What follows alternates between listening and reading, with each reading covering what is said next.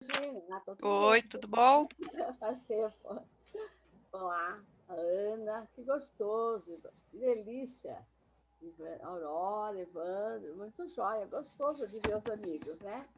Muito bom. Ô, Sibéria, Foi, um dia você perguntou para mim do Edson lá do João Batista, né? foi. Você soube que ele desencarnou? Tá brincando? É, Mas ele é tão jovem, meu Deus. a esposa dele, como que chama a esposa dele? Ai, ai, ai. Eu tenho mais amizade com ele, dela eu não lembro. Eu acho que A minha colega que avisou que ele mora lá no Residencial Anchieta, né? isso. A Lucila que falou para mim.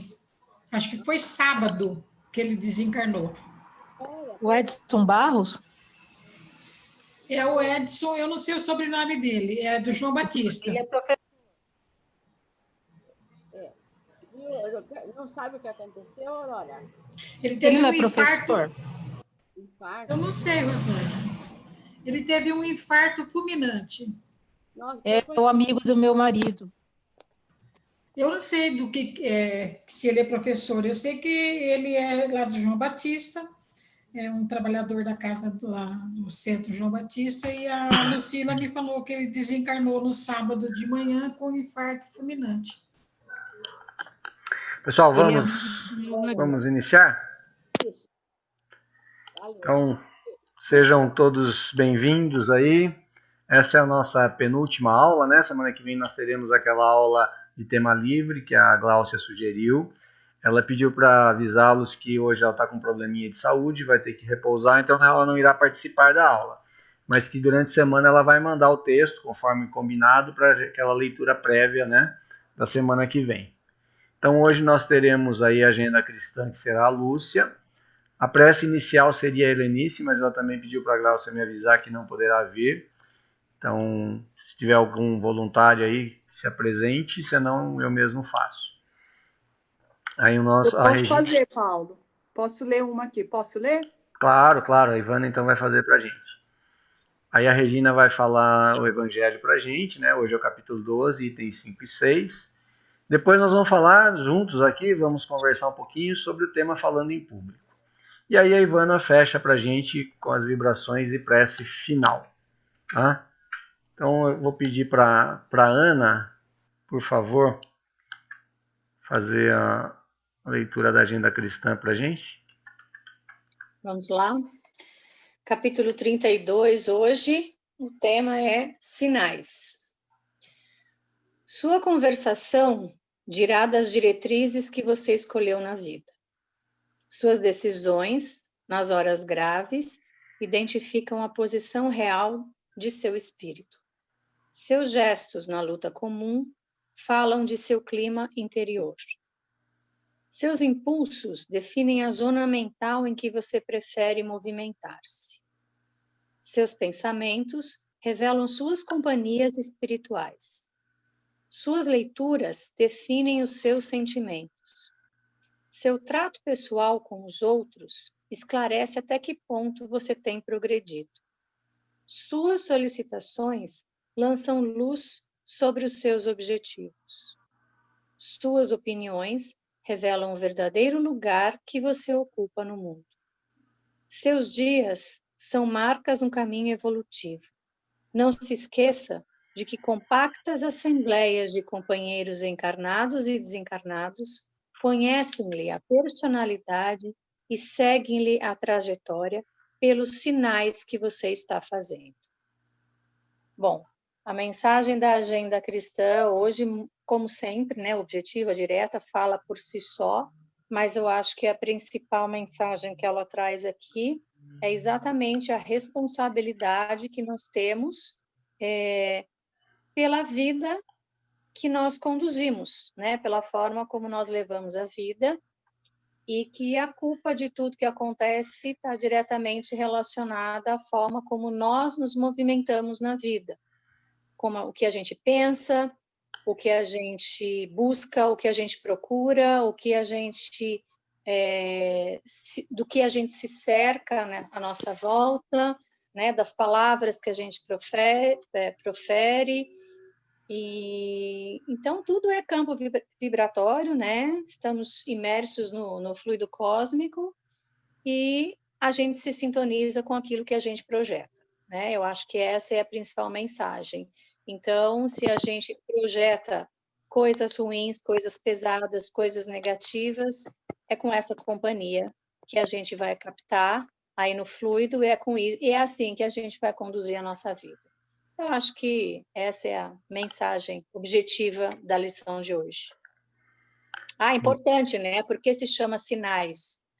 Porque a gente pode, prestando atenção, a gente pode mudar isso a qualquer momento, né? Só prestar atenção nas atitudes que a gente vai ver que os sinais que a gente está mandando para encarnados e desencarnados, né? Muito bom, Ana. Muito bom. Alguém mais gostaria de fazer algum comentário?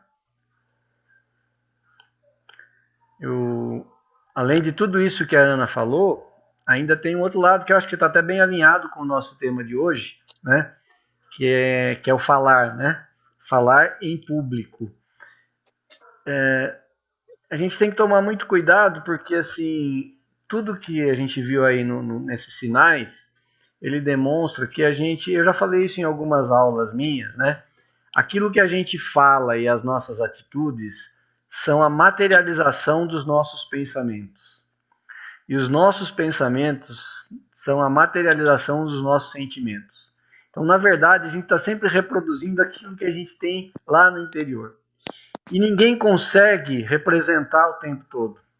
Né? Por mais que a gente tente disfarçar, em algum momento a gente deixa sinais de quem realmente somos, de que nível, né, moral e espiritual que nós estamos. Então nós temos sim que estar atentos aos nossos sinais, né? Porque nós deixamos esses sinais. No final ele diz que tem, né, um grupo aí de espíritos encarnados e desencarnados que nos acompanham, que nos seguem e seguem pelos sinais, né? Então, assim, não dá para a gente ignorar os sinais. Então, a Ana fechou muito bem a fala dela, dizendo o seguinte: vamos ficar atento aos nossos sinais. Vamos ver o que a gente está fazendo e como a gente pode melhorar, onde a gente pode melhorar, né? Muito obrigado, viu, Ana? Muito, muito boa essa explanação aí. A Ivana faz a prece para a gente, por favor. Sim. Buscando sempre o amparo do Mestre Jesus, da espiritualidade amiga e, sobretudo, de Deus, vamos iniciar as atividades da noite de hoje. Jesus, nosso Mestre e Guia, rogamos ao teu coração amigo que nos sustente no decorrer do estudo da noite. Que as tuas vibrações de paz possam ser sentidas nos nossos corações. Que a tua luz nos oriente.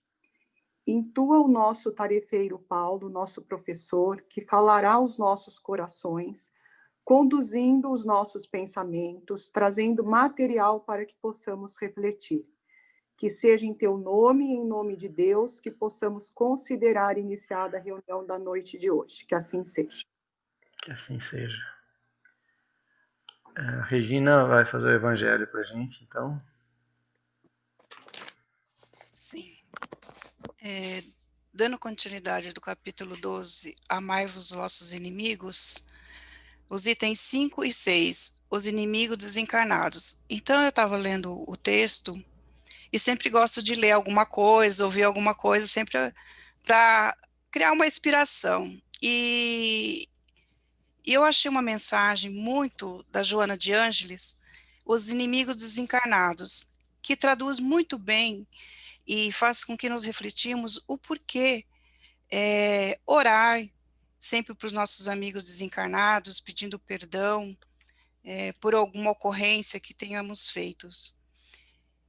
É uma mensagem um pouco extensa, mas eu acredito que ela vai traduzir muito bem esses itens. Não sendo a morte física o aniquilar da vida, é natural que todos aqueles espíritos que se transferem de retorno para o mundo espiritual mantenham as características morais que lhe assinalava a individualidade. Recuperando a lucidez, após o decesso celular, volvem à consciência as mensagens que foram armazenadas durante a trajetória orgânica. auxiliando-os na evocação de acontecimentos e feitos nos quais participaram. Em algumas ocasiões, não ocorre esse fenômeno, em razão do estado de perturbação em que se encontram, após o túmulo, mantendo fixações enfermecidas e condutas infelizes. Compreensivelmente, no primeiro caso, resume com as maiores facilidades as impressões vigorosas, aquelas que fortemente feriram ou dignificaram as emoções. Nesse capítulo, o sentimento, a animosidade, que tipificam os espíritos inferiores, ressurge levando-os aos processos de angústia e ressentimento, que procuram contornar mediante o esforço a que se propõem contra aqueles que os afligiram e que permanecem na viagem carnal.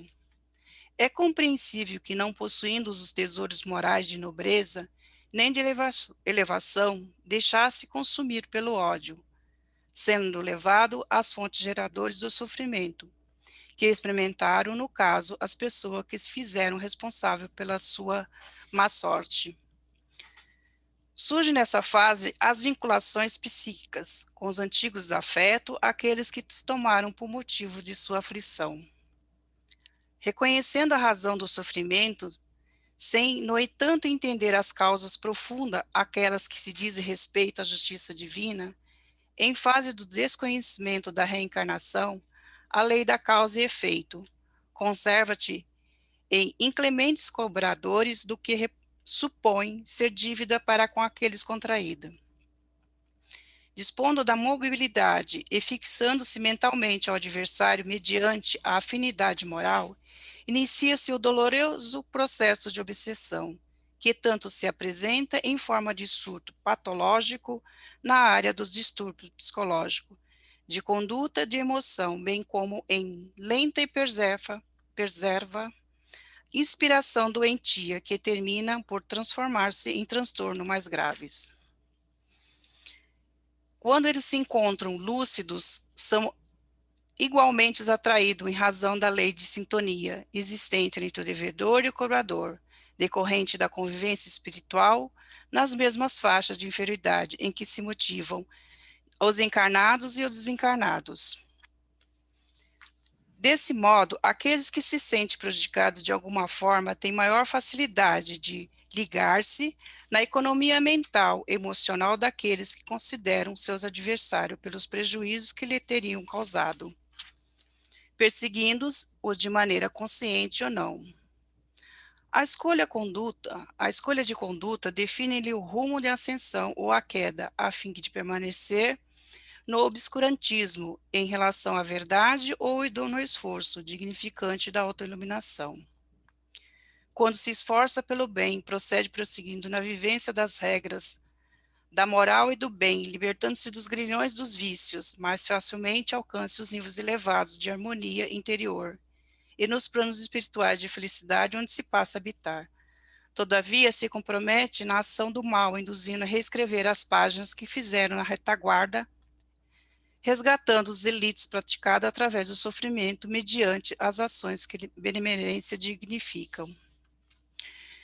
Finalizando, nunca desperdice a oportunidade de ser aquele que cede nas contendas inúteis, quando perniciosas, de perder no campeonato da insensatez a fim de ganhar em paz interior, de servir com devotamento embora os outros sirvam explorando a bondade do seu próximo, de oferecer a compreensão e compaixão em todas as quaisquer circunstâncias que se sente e se deparem, de edificar o bem onde te encontras, na alegria ou na tristeza, na abundância ou na escassez, de oferecer esperança mesmo quando não reine o pessimismo e a crueldade, levando ao desânimo e à indiferença, de ser aquele que ama apesar das circunstâncias perversas, de silenciar o mal, a fim de que se referir-te àquilo que te contribui em favor da fraternidade, de perdoar mesmo aquilo e aquele que aparentemente não merece perdão,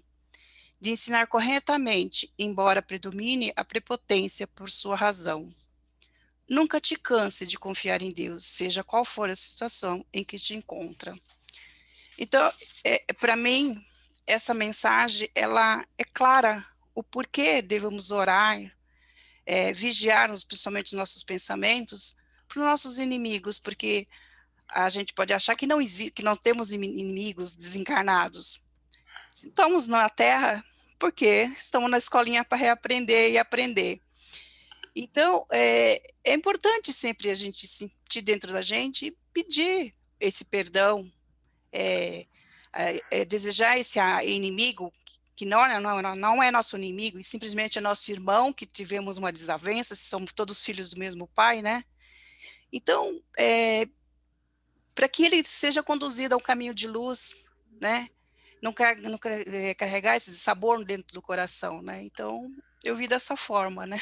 Se tiver a complementar aí, Paulo, por favor. Não, é isso mesmo. 2 domingos atrás eu falei na nossa palestra do Grupo de Paz, o Espiritismo Responde, sobre a morte na visão espírita.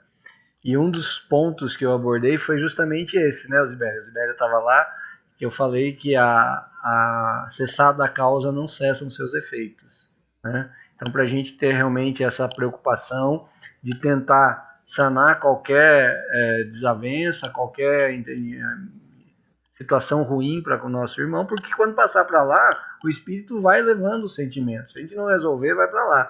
E aí vem na questão dos sinais que a Ana bem colocou aí da agenda cristã. Sim. Eu posso, muitas vezes, dissimular os meus sinais e enganar alguns encarnados ou até me enganar. Mas esses irmãos desencarnados eu não vou, porque eles vão lá no meu pensamento, lá no meu sentimento, lá no meu íntimo, né? E aí não tem jeito.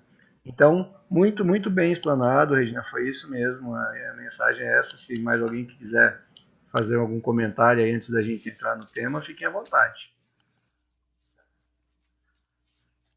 Tudo bem? Podemos caminhar?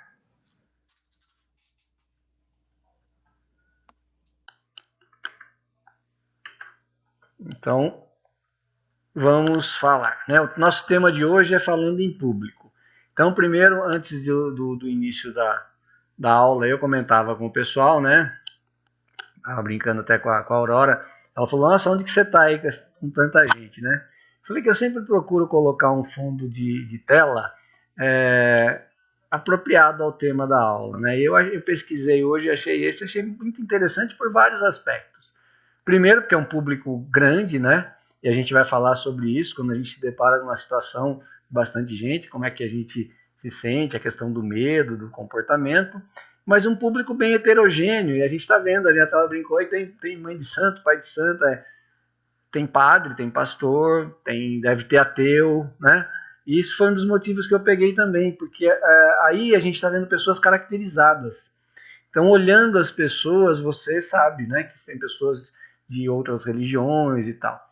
Mas muitas vezes essas pessoas estão no meio do público que nós estamos falando, só que elas não estão vestidas assim, elas não estão com uma plaquinha, sou espírita, sou católico, sou evangélico, né? Então a gente tem que ter alguns cuidados, que é o que a gente vai falar aqui hoje também. Então achei bacana, estou explicando o porquê do meu fundo de tela. E aí essa imagem aí, que tem Jesus falando em público, ó, é isso, ó, falar em público é isso, então fazer como Jesus é simples, né? Ó, ele está lá falando, todo mundo ouve, todo mundo entende, todo mundo presta atenção, é simples assim, não é? Falar em público. Terminamos a aula, podemos parar aqui, tudo bem? Já vimos a ilustração, já basta, né? É só fazer o que ele faz, né, Osibélia? Bem-aventuranças, ele está falando das bem-aventuranças, ele está falando ao povo, ele está em cima do monte. É super simples, né? Não foi que Gandhi disse que poderia acabar com tudo se só permanecesse, né, chamado ao monte? Então é isso daí. É isso aí. Então, ó, na verdade a gente vai falar aqui hoje, falando em público, claro que serve de uma forma geral, mas a gente vai enfatizar, né, o falar em público na seara espírita, né? E aí a gente traz aqui assim, poxa, qual a motivação eu tenho para falar em público, para ser um expositor, para ser um monitor, para ser um palestrante, né? Eu já tenho tanta dificuldade em falar em público, e ainda vou fazer isso pelo espiritismo, eu não sou remunerado, né? Então qual é a motivação que eu tenho para fazer isso, né? Então, o primeiro ponto que a gente traz aqui é o seguinte, ó, é uma das maiores carências no movimento espírita. Nós precisamos de pessoas que saiam, né, assim, entre aspas, da zona de conforto e também se coloquem à disposição. A gente vai falar daqui, que o Emmanuel nos deixa uma mensagem, que ele fala que a maior caridade que nós podemos fazer para com o Espiritismo é a sua divulgação. Né? Então essa é uma grande motivação. Ó. Mas ao mesmo tempo é uma das tarefas mais gratificantes. Né? O movimento espírita tem uma carência, mas para quem faz é muito gratificante. E por que é gratificante? Porque toda vez que eu me proponho a fazer uma exposição, seja do Evangelho, seja numa aula como a gente está aqui hoje, seja numa palestra, né, num workshop, uma oficina, ou mesmo num bate-papo com alguém, uma pessoa que demonstra interesse, ou um simpatizante, poxa, é muito bom. É muito bom por quê? Porque te faz pesquisar, pensar, saber o que você está fazendo, sentir, vivenciar aquele momento. Se acreditamos que a doutrina pode transformar o mundo, e eu acho que é por isso que a gente está aqui, porque nós acreditamos nisso, né? Por que não trabalhar para que a nossa próxima encarnação se dê no mundo transformado? Porque se nós dermos a contribuição, se a doutrina transforma e eu estou praticando, eu estou levando a mensagem da doutrina, eu estou contribuindo para que o mundo melhore. Consequentemente, quando eu voltar para cá, o mundo estará melhor. Então eu estou dando a minha contribuição. Eu sou uma sementinha para fazer com que o mundo avance. E aí vem aquela frase do Emmanuel que eu falei para vocês.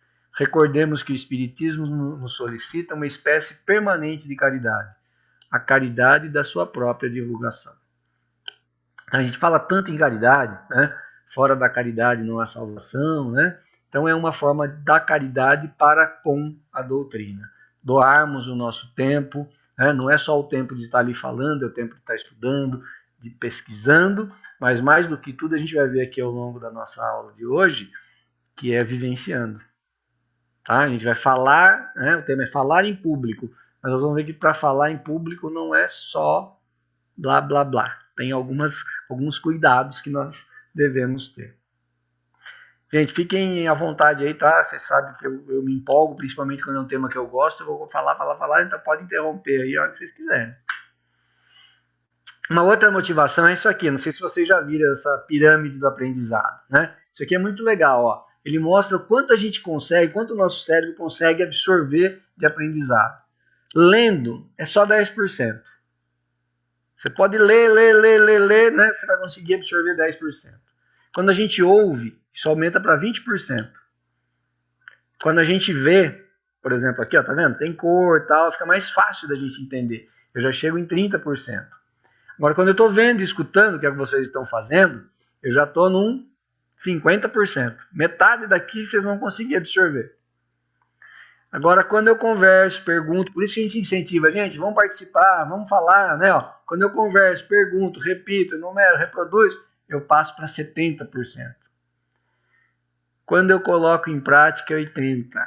Então, aquilo que a gente fala, eu falo toda vez que eu tenho oportunidade de fazer a exposição do Evangelho, eu falo isso, né? Que a gente consiga colocar em prática aquilo que a gente está aprendendo, a gente chega em 80%. Agora, quando você está ensinando o outro, você chega em 95%. E sabe por que você chega em 95%? Que para ensinar você tem que fazer todo o resto. Sem fazer todo o resto, você não vai ensinar. Tá? Então, essa talvez seja a maior das motivações que eu tenho. Poxa vida, para eu conseguir estar aqui compartilhando aquilo que eu aprendi, eu tenho que ter lido, tenho que escutar, tenho que ver, tenho que praticar, tenho que perguntar.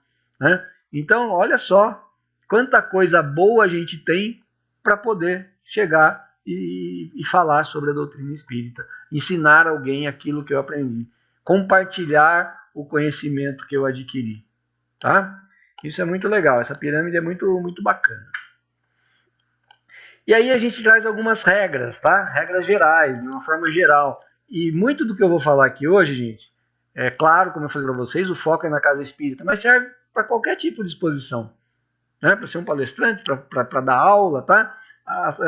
E aí tem algumas coisas que a gente vai trazer para a doutrina, que é bem específico, mas assim, é útil também para a nossa vida. Então é muito legal a gente bater esse papo aqui. Então, algumas regras gerais da gente falar. Primeira delas é simplicidade. Né? Seja simples. Não fique rebuscando, não fique inventando palavras bonitas, não queira fazer uma coisa, né? Seja simples e objetivo. Tá? Dê o recado de uma forma tranquila, seja você, seja autêntico. Às vezes a gente se preocupa tanto em florear que a gente acaba perdendo a essência daquilo. Né? E aí a gente perde o foco. Toda vez que eu vou falar em público, eu preciso me adequar ao público. Então lembra que eu falei para vocês lá do meu público que está atrás de mim aqui, ó? Eu preciso saber para quem eu estou falando.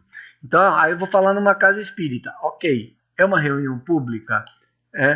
Eu vou fazer a exposição do Evangelho, por exemplo. Quando a gente vai fazer a exposição do Evangelho, tem gente ali que não é espírita, que está ali por algum outro motivo, ou porque foi convidado por alguém, ou porque muitas vezes a gente sabe disso, conhece muita gente que procura o espiritismo porque está num momento de sofrimento, de perda de um ente querido, né? Então a gente precisa entender qual é o público que eu vou falar e adequar a minha fala, né? Então, por exemplo, se eu estou falando aqui hoje com alunos, eu conheço esses alunos. No meu caso em particular, né, desde o primeiro ano, eu estou com vocês, com exceção aí da Regina, mas a turma que era do noturno, eu estou com vocês desde o primeiro ano. Com os outros eu já estou o ano todo. Então eu conheço cada um de vocês. Eu sei como levar a mensagem até vocês. Agora, se eu estou na mesma casa espírita, a gente vai falar disso. Eu estou na mesma instituição, mas eu vou falar no evangélico, é um outro público.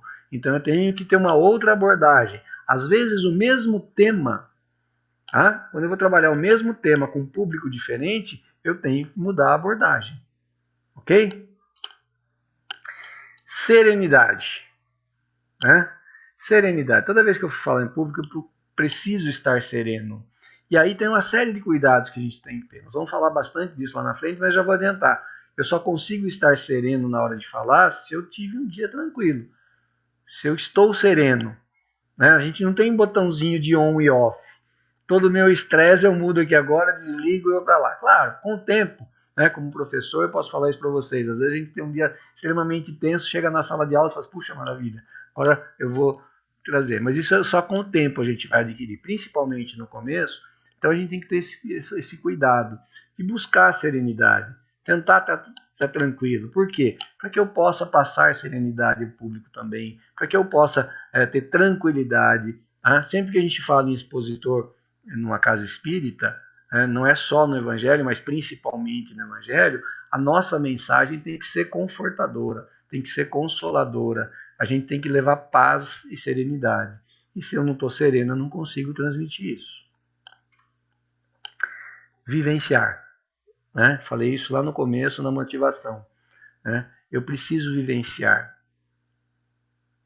Tudo aquilo que a gente fala, tudo aquilo que a gente aprende, tudo aquilo que a gente transmite, eu tenho que tentar me esforçar diariamente para colocar em prática na minha vida. E à medida que a gente vai vivenciando, eu vou dar um exemplo da aula de hoje. Por exemplo, nós estamos falando de um tema que eu adoro. Faz pelo menos 20 anos que eu leciono. Faz 20 anos que eu faço palestra. Então, daqui a pouco eu vou falar da minha primeira palestra. Não foi o Mar de Rosas, não. Mas assim, faz 20 anos. Então eu vivencio isso. Então quando eu estou falando isso para vocês, tem um estudo, tem um conhecimento teórico, mas eu trago as minhas experiências. Então isso é muito importante. Quando eu vou fazer uma apresentação, uma aula, uma palestra, eu poder compartilhar com as pessoas a minha experiência, a minha vivência. Isso valoriza muito a minha fala. Preparação. Preparação. Faz 20 anos que eu falo sobre esse tema, como eu falei para vocês, e vocês não tenham dúvida que eu me preparei para falar. Várias vezes. Só hoje foram 2. Mas à tarde, depois, antes de começar, eu passei de novo. E não caiam na armadilha de dizer assim, não, esse tema aí eu já falei tantas vezes que eu tiro de letra, não precisa. Não dá para a gente fazer isso, você vai ser traído. Principalmente quando o público é grande. Hoje em dia, com a questão da internet, você vai dar uma palestra, uma aula, às vezes a pessoa está pesquisando, você está falando, a pessoa está pesquisando. Se você não estiver preparado, ela pode te colocar numa saia justa. Postura. ter postura, isso é regra geral, como eu falei para vocês, não é só numa casa espírita, onde quer que vocês estejam, né, no dia a dia a gente tem que ter uma postura.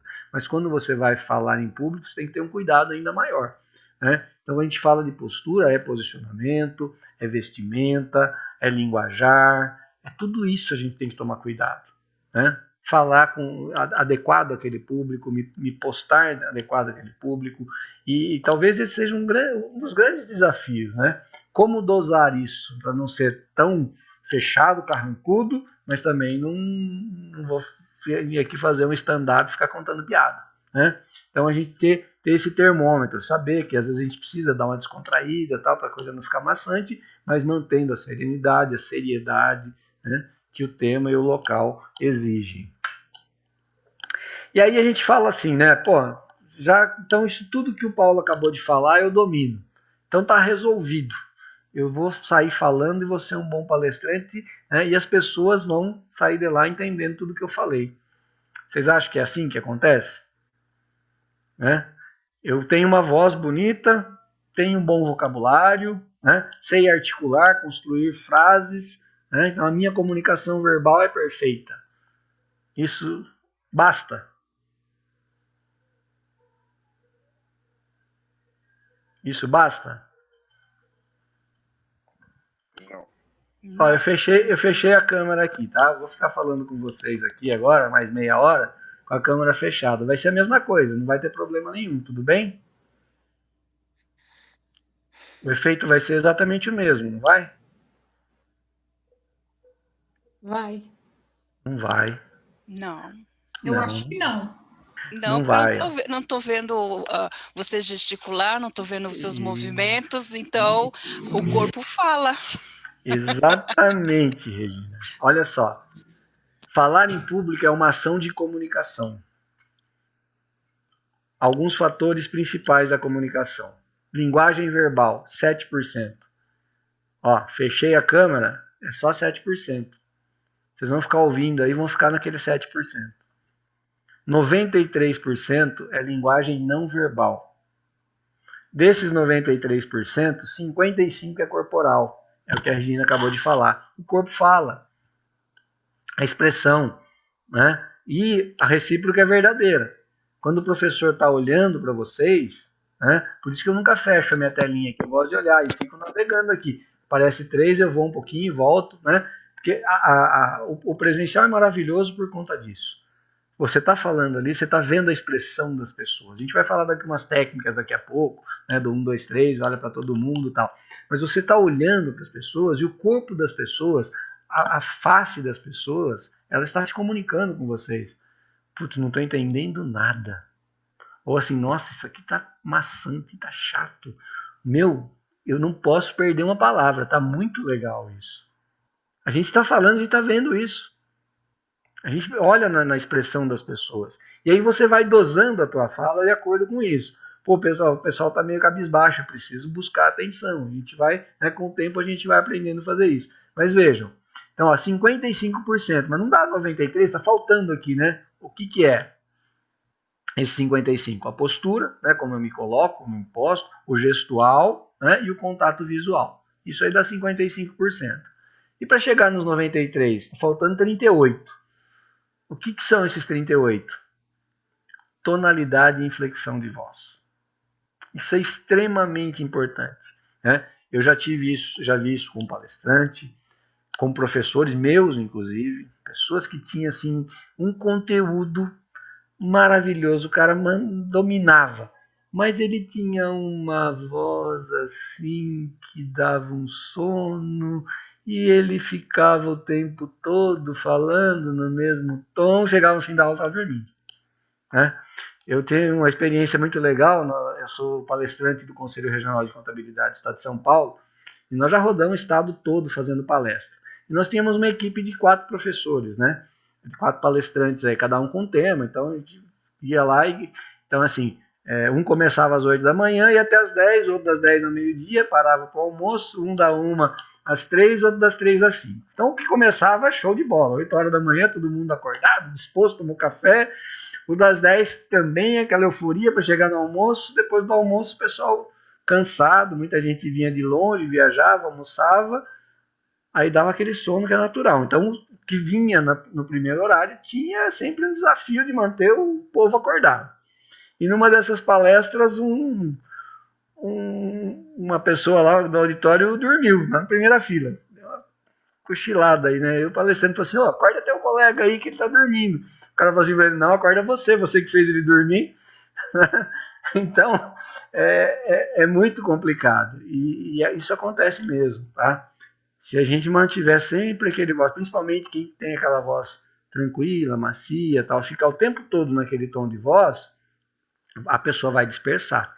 Então, 38% da atenção e do aprendizado depende de como eu vou fazer a minha tonalidade e inflexão de voz.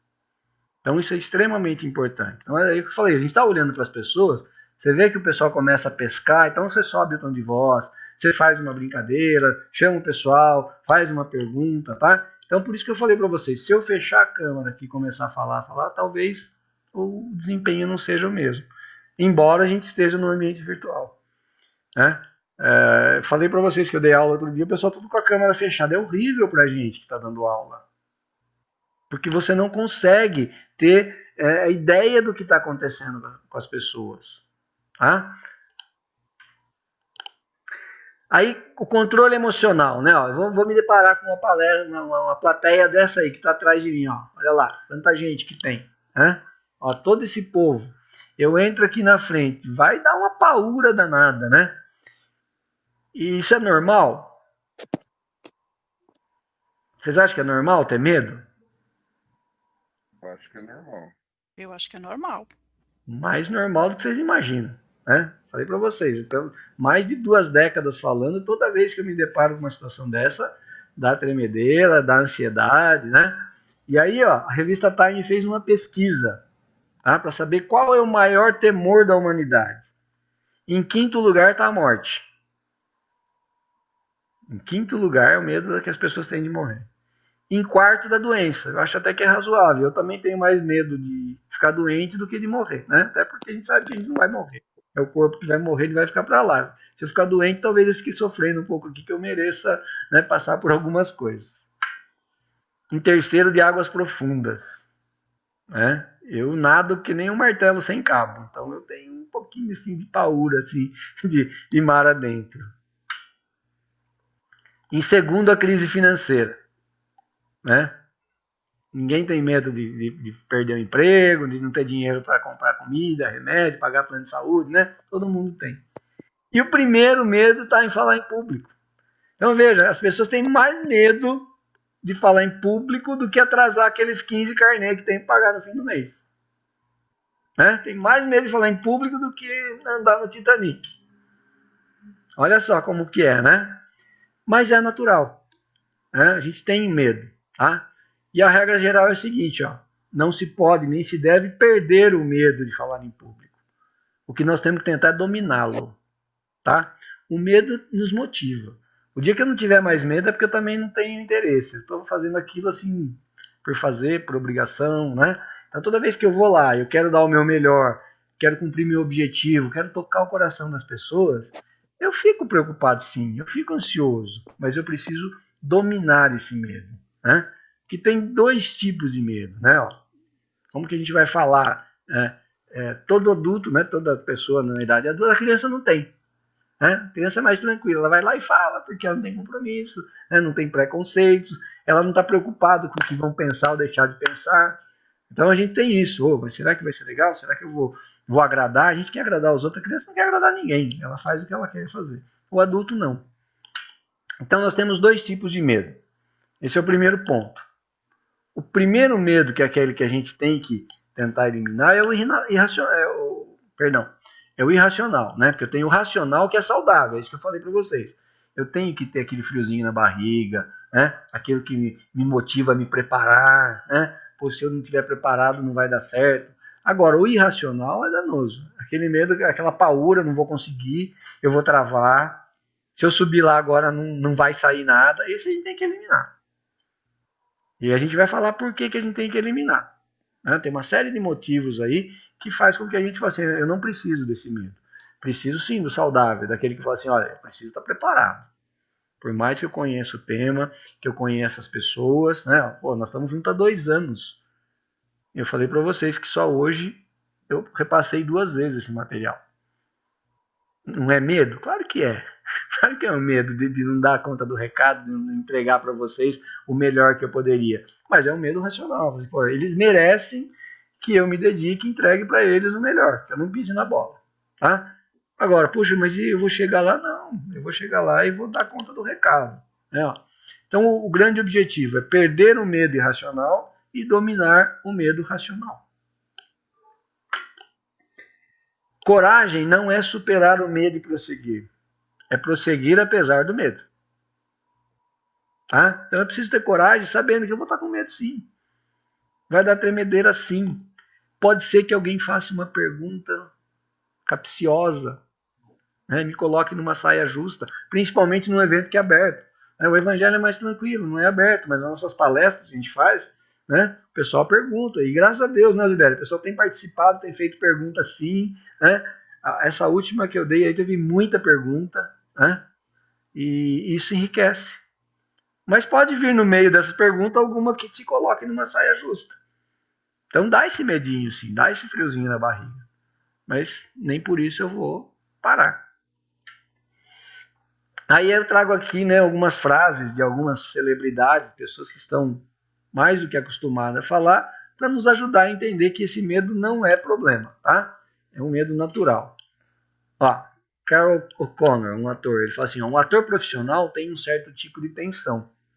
Agora, o amador é derrubado por ela. Mas o profissional precisa dela. Essa tensão é motivacional. É ela que faz com que você se aprimore e dê sempre o melhor de si. Né? Aí tem uma aqui que vocês conhecem com certeza, que é a Fernanda Montenegro. Ó, quando eu parar de ficar tensa, eu vou parar de trabalhar. Gente, quantas horas esses caras têm de palco, de televisão, né? E tá com dor de barriga, dá nervosismo, né? Paul Newman. Todos sentimos frio na barriga ao falar em público. Quem não sente está errado, tem algum problema, né? Ele não tá falando com a alma. É muito frio se ele não sentir essa emoção. Ó, Dina Shore, você precisa ficar um pouco nervoso. Precisa, mas um pouco. Né? Aquele que você domina. Rui Barbosa, o tremer é próprio dos que se defrontam com as grandes vocações e são talhados para desempenhar. Então assim, se você nasceu para falar, legal, mas você vai passar por isso, você vai tremer, não tem como. Não tem como. Se não tiver, como eu falei para vocês, se você chegar lá e não estiver muito tranquilo, alguma coisa está errada. Esse Alkindar aí, ele é uma pessoa que faz palestra motivacional, capacitação, né? Ele fala assim, a maior descoberta do orador iniciante é que a imagem que ele tem de si mesmo é muito inferior à imagem que ele projeta para o público. E isso é legal, eu não tinha visto essa frase ainda, mas eu já tinha vivenciado isso várias vezes. Né? Muitas vezes esse medo excessivo faz com que você minimize o seu potencial, né? Aquilo que você tem. Só que quem está lá na frente está vendo outra coisa. Inclusive tem uma expectativa de muito mais. Né? Então aí a gente parte de um princípio. Quando você vai falar, claro que pode ter alguém que saiba mais do que você na plateia. Mas não é a realidade da maioria. Porque você se preparou. A gente parte desse princípio. Você estudou, você se preparou. Então a grande maioria sabe menos do que você. Então você não tem que ter medo. Mas e quem sabe mais? Quem sabe mais, certamente ele está tão preparado que ele não vai estar lá para te julgar e para esperar você errar para te criticar. Muito pelo contrário, ele vai estar torcendo para você. Nós vamos falar isso daqui a pouco, inclusive da espiritualidade. Né? Eles estão aqui para nos ajudar. Nós não podemos delegar para eles. Né? Então a gente tem que ter essa visão. Eu não posso me rebaixar, me minimizar a ponto de eu ficar fragilizado e não conseguir falar. Muito pelo contrário. Não é ter soberba, não é ser arrogante, não é nada disso. Mas eu tenho que ter convicção de que eu tenho realmente um potencial. Se eu estou ali é porque eu me preparei, é porque eu tenho algum valor.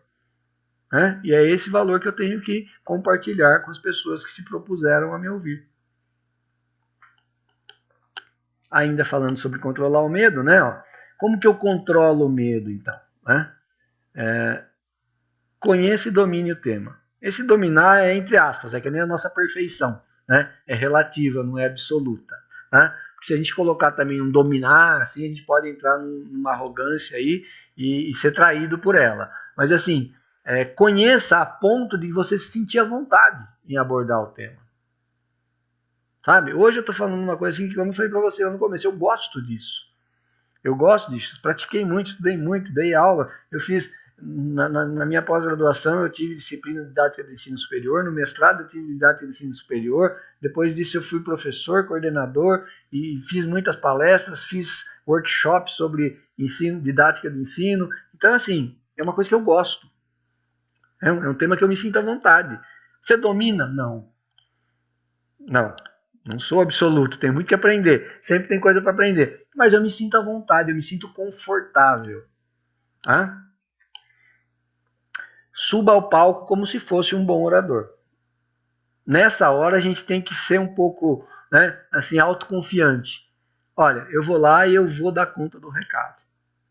Porque se eu subir achando que eu vou falhar, eu vou gaguejar, se eu não posso tremer. Não, se tremer, deixa tremer. Agora chegou o ponto de eu falar para vocês da minha primeira palestra. Uns 20 anos atrás, eu lecionava, antes de existir o Grupo Anhanguera ainda, tinha a Faculdade Politécnica de Jundiaí, e um amigo meu dava aula lá comigo e dava aula no Colégio Rosa. E me convidou para dar uma palestra. Você não quer dar uma palestra para meus alunos? E a gente tinha uma prática de levar alguém na sala de aula. Você levava um convidado na sala de aula e ele falava para os alunos. Eu falei, falar para aluno, eu falo o dia todo, tranquilo. Não, eu vou, tá legal, marcou lá, só que você vai de terno, né, que é uma cerimônia. Tudo bem, fui lá todo bonito, levei a esposa, filho para assistir. Só que não vai, cheguei lá no colégio, não é aqui, é lá no Clube São João. Aí eu chego no Clube São João, tinha um palco na quadra e 500 cadeiras, assim, ó. E a quadra cheia de gente. Minha primeira palestra. Eu subi naquele palco de terno, eu suava em bicas e comecei a fazer minha palestra. Falei mais ou menos 1 hora. Tinha me preparado, né? Legal, falei mais ou menos 1 hora e acabou, o pessoal aplaudiu e tal. Falei, sei lá, é praxe, né? Alguém acabou de falar, bate palma e tal. Ganhei um relógio, tem até hoje, ganhei um relógio de presente, fiquei todo feliz. E aí veio a minha esposa, né, suspeita, para falar, não, você mandou bem. Aí veio o meu colega, nossa, mas assim, incrível, você estava super tranquilo. Eu falei, como tranquilo? Eu devo estar com o joelho roxo, um batia no outro, de tanto que eu tremia aqui. Não, mas nós não percebemos. Nós não percebemos. E foi exatamente isso que eu fiz, eu deixei tremer. Se eu ficasse preocupado com a perna tremendo, talvez eu não tivesse conseguido dar conta do recado. Então a gente tem que subir dizendo o seguinte, eu vou subir lá e vou dar o recado. Eu me preparei, eu vou fazer a minha parte. Olhe para os ouvintes e sinta-os receptivos. Quando você olhar para a plateia, não olha com medo, dizendo assim, nossa, esses caras vão me julgar. Se eu falar alguma coisa errada, né, vai virar piada, vão rir de mim. Não. Eu tenho que olhar para eles e dizer o seguinte, essas pessoas vieram até aqui, saíram da casa dela, do conforto do seu lar, para me ouvir. Eu tenho que ter respeito a elas. Tenho que dar o meu melhor em respeito a elas. Mas eles vieram aqui para me ouvir. Então eu vou fazer a minha parte e eles estarão receptivos. Começa a quebrar esse negócio de, eu sou vidraça. Não, não é vidraça. Se a pessoa se dispôs a ir lá porque ela tem interesse no assunto. Respire fundo e não tente controlar o tremor. Ignore-o. Às vezes deu uma engasgada, errei, escorreguei no português, né? Não, falou conjugou um verbo errado, né? Falou um tempo errado. Na próxima vez você mostra que você não você errou. Fala ele corretamente depois, coloca a mesma palavra numa outra frase e dá ênfase nessa palavra para a pessoa pensar assim, ele errou, escorregou. Não fala nós vai todo dia. né? Depois nós vamos. Ah, a gente vai. Ah, tá bom, a gente vai não é legal, é coloquial. Daí para frente, fala assim, não vou me preocupar porque eu falei a gente vai. Daqui para frente, todas as vezes eu falo, nós vamos. Nós faremos. Daqui a pouco vamos falar do gerundismo também. Mas pô, às vezes acontece, gente. Às vezes acontece. No embalo você colocou. O que não pode é ficar fazendo errado toda hora. Mas, pô, errou, continua, segue a vida. É que nem um cantor, tá cantando, errou uma letra, errou uma nota, ele não vai parar de cantar por isso. Né? E acontece. Estava vendo The Voice esses dias, né? Aconteceu, deu uma erradinha. Pá, continuou, legal. A maioria das pessoas não vão perceber, um ou outro vai. Mas você tem como trazer o trem para o trilho de novo. Essa é uma dica interessante. Começa falando pausadamente. Por mais ansioso que você esteja, começa pausadamente. Por quê? Porque você tem tempo de respirar, tem tempo de se sintonizar, colocar, olhar para o teu público e começar a tomar conta da situação. Se você entrar esbaforido, né, a primeira escorregada que você der, você não consegue corrigir mais. Começa devagar, vai lento, devagar, daqui a pouco você é dono da situação e aí você dá o tom.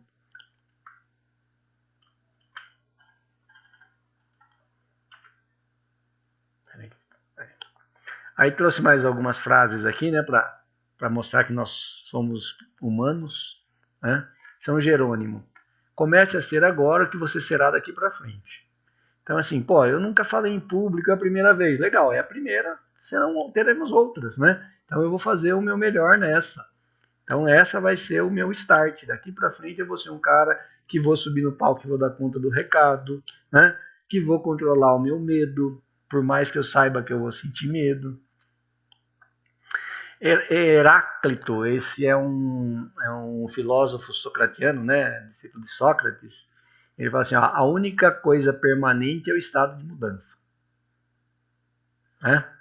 Gente, vou entrar, hoje vai dar dor de barriga, amanhã vai dar um pouquinho menos, hoje eu vou falar com maestria, amanhã talvez eu não tenha a mesma motivação, hoje eu vou pegar um público extremamente exigente, amanhã um público mais tranquilo. Né? E outra coisa que eu me lembrei aqui agora, né? Falei para vocês, tive uma experiência, assim, a primeira palestra, um salão com 500 pessoas, de um público que eu não conhecia, nem imaginava como que era, e tive uma outra experiência lá do outro lado, totalmente oposta. Eu já experiente, né, professor de longa data, dava aula na FECAP, não sei se vocês conhecem, mas da Álvares Penteado, que é uma faculdade top, e lá eles tinham, todo ano eles faziam um ciclo de palestra para captar novos alunos. E eu era um dos palestrantes, fui convidado para um dia das palestras, e o pessoal fez a divulgação da palestra. As palestras eram sempre muito bem, bastante concorridas, né? Porque era lá que a gente fazia a apresentação na faculdade e tal. E eu cheguei lá na palestra, não tinha ninguém, eu estava lá esperando, daqui a pouco chegou uma pessoa e tal, aí pedi licença, falei, só um minutinho, já vem e tal, fui lá, fui conversar com o pessoal, falei, o que está acontecendo? Tem uma pessoa. Aí sai todo mundo desesperado, meu, o que é isso? Isso não aconteceu. O pessoal do marketing divulgou a palestra e não divulgou o site para fazer inscrição. Aí apareceu um desinformado no dia, como é que eu faço a inscrição? Fizeram a inscrição dele e ele estava lá, e eu dei a palestra para uma pessoa. Com o mesmo cuidado, com a mesma intenção, com o mesmo coração que eu daria para 500. Para ele foi ótimo, foi VIP. Né? Mas eu fiquei lá 1 hora falando para aquela pessoa, conversando com ele, acabou virando um bate-papo, né? Mas eu estava lá. Então a gente tem que estar atento para isso. Né? A única coisa que a gente sabe é que vai ter mudança, a gente nunca sabe que situação que a gente vai encontrar. O que importa é que a gente tem que estar sempre preparado, tem que sempre dar o meu melhor. Né? E como que a gente faz isso? Como que a gente faz esse meu melhor? Como é que eu me preparo para dar o meu melhor? Tá? Eu vou usar uma figura aqui que eu usei a primeira vez. Essa figura eu já usei para muita coisa, mas eu acho que ela é muito legal. Mas a primeira vez foi para um workshop de didática do ensino superior. E eu adaptei para a nossa realidade aqui. Tá? Então, ó, falando em público, ele começa assim. Ó, eu tenho que ter o domínio dos objetivos da instituição. Onde eu vou falar? É numa instituição de ensino, numa instituição religiosa? Então nós vamos falar numa casa espírita. Eu preciso conhecer os objetivos dessa instituição. Ah, tá, então eu estou numa casa espírita, né, kardecista, eu preciso conhecer os valores e os princípios do Pentateuco do Kardec, das obras auxiliares, da federação que rege as regras. Então eu preciso me inteirar disso. Porque eu tenho que falar nessa casa representando essa casa. Se eu não estou alinhado com os princípios e os valores dessa casa, eu posso até fazer uma palestra lá, mas ciente de que é nessa casa que eu estou falando. E eu tenho que respeitar esses valores. Às vezes você é convidado para ir num lugar que você não está lá, então você precisa entender para tomar o cuidado como você vai fazer. Então, por exemplo, eu coloquei essa figura aí e eu fico muito tranquilo porque eu sei que dentro do Espiritismo não tem preconceito. Nós falamos para qualquer religião, qualquer público, todas as pessoas são bem-vindas à nossa casa. Ótimo. Pode ser que você vá num lugar... Por exemplo, eu dei aula na Unasp. A Unasp é a Universidade Adventista. Eu fui convidado lá uma vez para dar palestra e depois fui convidado para dar pós-graduação lá. E só fui porque depois da palestra eles viram que podia. Mas eles têm uma série de regras. Então, antes da aula lá, o coordenador me chamou e falou assim, eu sei que você não é adventista, que isso não pode, isso não pode, isso não pode, isso não pode. Que um monte de coisa que numa outra instituição poderia fazer. Pra você ter uma ideia, não podia tomar café. Imagina um professor sem café. Eu tive crise de abstinência, né? Começava a tremer lá. Mas eu tinha que respeitar, eu estava dentro da casa deles. Então, o primeiro passo para você falar em público é conhecer os objetivos da instituição. Quando eu falo conhecer o objetivo, é assim, então eu estou numa casa espírita. Se eu for falar do Evangelho, é uma mensagem consoladora, eu tenho que trazer de uma forma assim, o público é esse, é esse. Se eu for numa evangelização infantil, eu tenho que me adequar também àquela realidade. Se eu vou num grupo de pais, então eu tenho que conhecer como a casa trabalha cada um dos seus programas. E aí eu tenho que conhecer o assunto. Tá? Veja que eu coloquei o assunto depois da instituição. Você pode dominar, entre aspas, o assunto, mas você tem que respeitar a instituição que você está lá. Tá? Então, primeiro vem a instituição, depois o assunto. E o assunto a gente só vai dominar, conhecer o máximo possível, estudando, praticando, é isso que nós já falamos. Aí conhecer o público. Conheço a instituição. Já sei o assunto, me preparei tecnicamente. Qual é o público? Que linguagem que eu vou usar? Que abordagem que eu vou dar para o tema? Para quem eu estou falando? Porque esse mesmo assunto eu posso trabalhar de diversas formas. Vou trazer para a minha realidade. Essa é uma outra coisa que eu falei lá da vivência. Tá? A gente pode exemplificar. Então, por exemplo, eu dava aula no Anchieta, na mesma época, dava aula na pós-graduação no Anchieta aqui, no curso de controladoria, e dava uma disciplina de planejamento tributário. E dava lá na FECAP, a mesma disciplina. Só que aqui no Anchieta, o meu público era o seguinte, eu tinha aluno formado em jornalismo, em enfermagem, em medicina, em administração, em contabilidade. Era um público extremamente heterogêneo. Entendeu? Era um público totalmente jornalista e tal. Ok. E a disciplina era a mesma. Então eu tinha que dar uma abordagem, eu tinha que falar uma linguagem que atingisse a todo mundo. Que eu conseguisse transmitir o conhecimento, claro que não ia ser tão profundo, mas que eu conseguisse atingir todo mundo. Na terça-feira eu dava aqui, quinta-feira eu estava na FECAP, ou ao contrário, não me lembro agora. Acho que era terça lá em São Paulo e quinta aqui. Lá em São Paulo, a minha classe eu tinha 40 contadores. Era a maior concentração de chato por metro quadrado que eu já vi na minha vida. Imagina, numa sala, 40 contadores, 41 comigo. Então era um pessoal extremamente exigente e com um nível de conhecimento do meu tema extremamente elevado.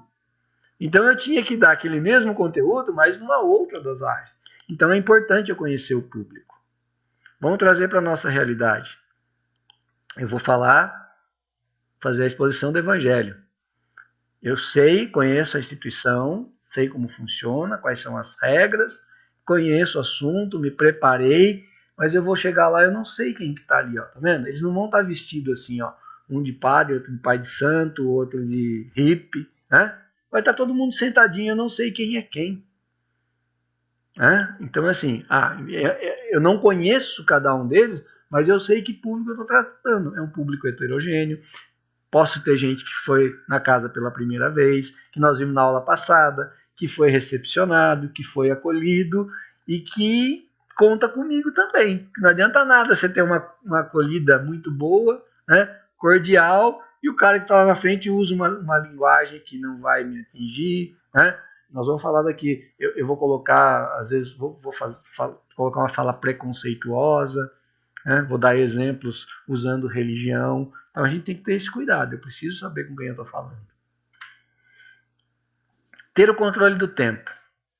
Gente, isso é fundamental, principalmente, né, quando eu tenho tempo limitado, que é o caso do evangelho e o caso de palestra. Eu tenho um conteúdo, né, tenho um conteúdo e tenho um tempo. Então eu preciso adequar a minha fala ao tempo que eu tenho disponibilizado. E como que eu consigo fazer isso? Alguém sabe me dizer?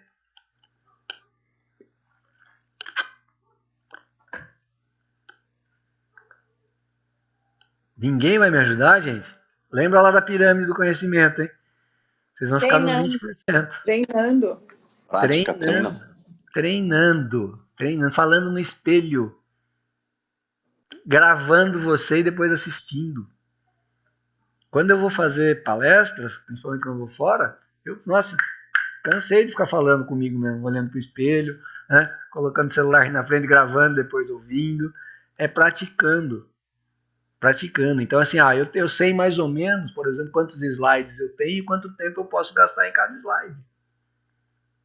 Tá? Depois, com o tempo, fica natural. Mas quantas vezes eu ficava com o relógio ali no cronômetro na minha frente, mostrando o tempo?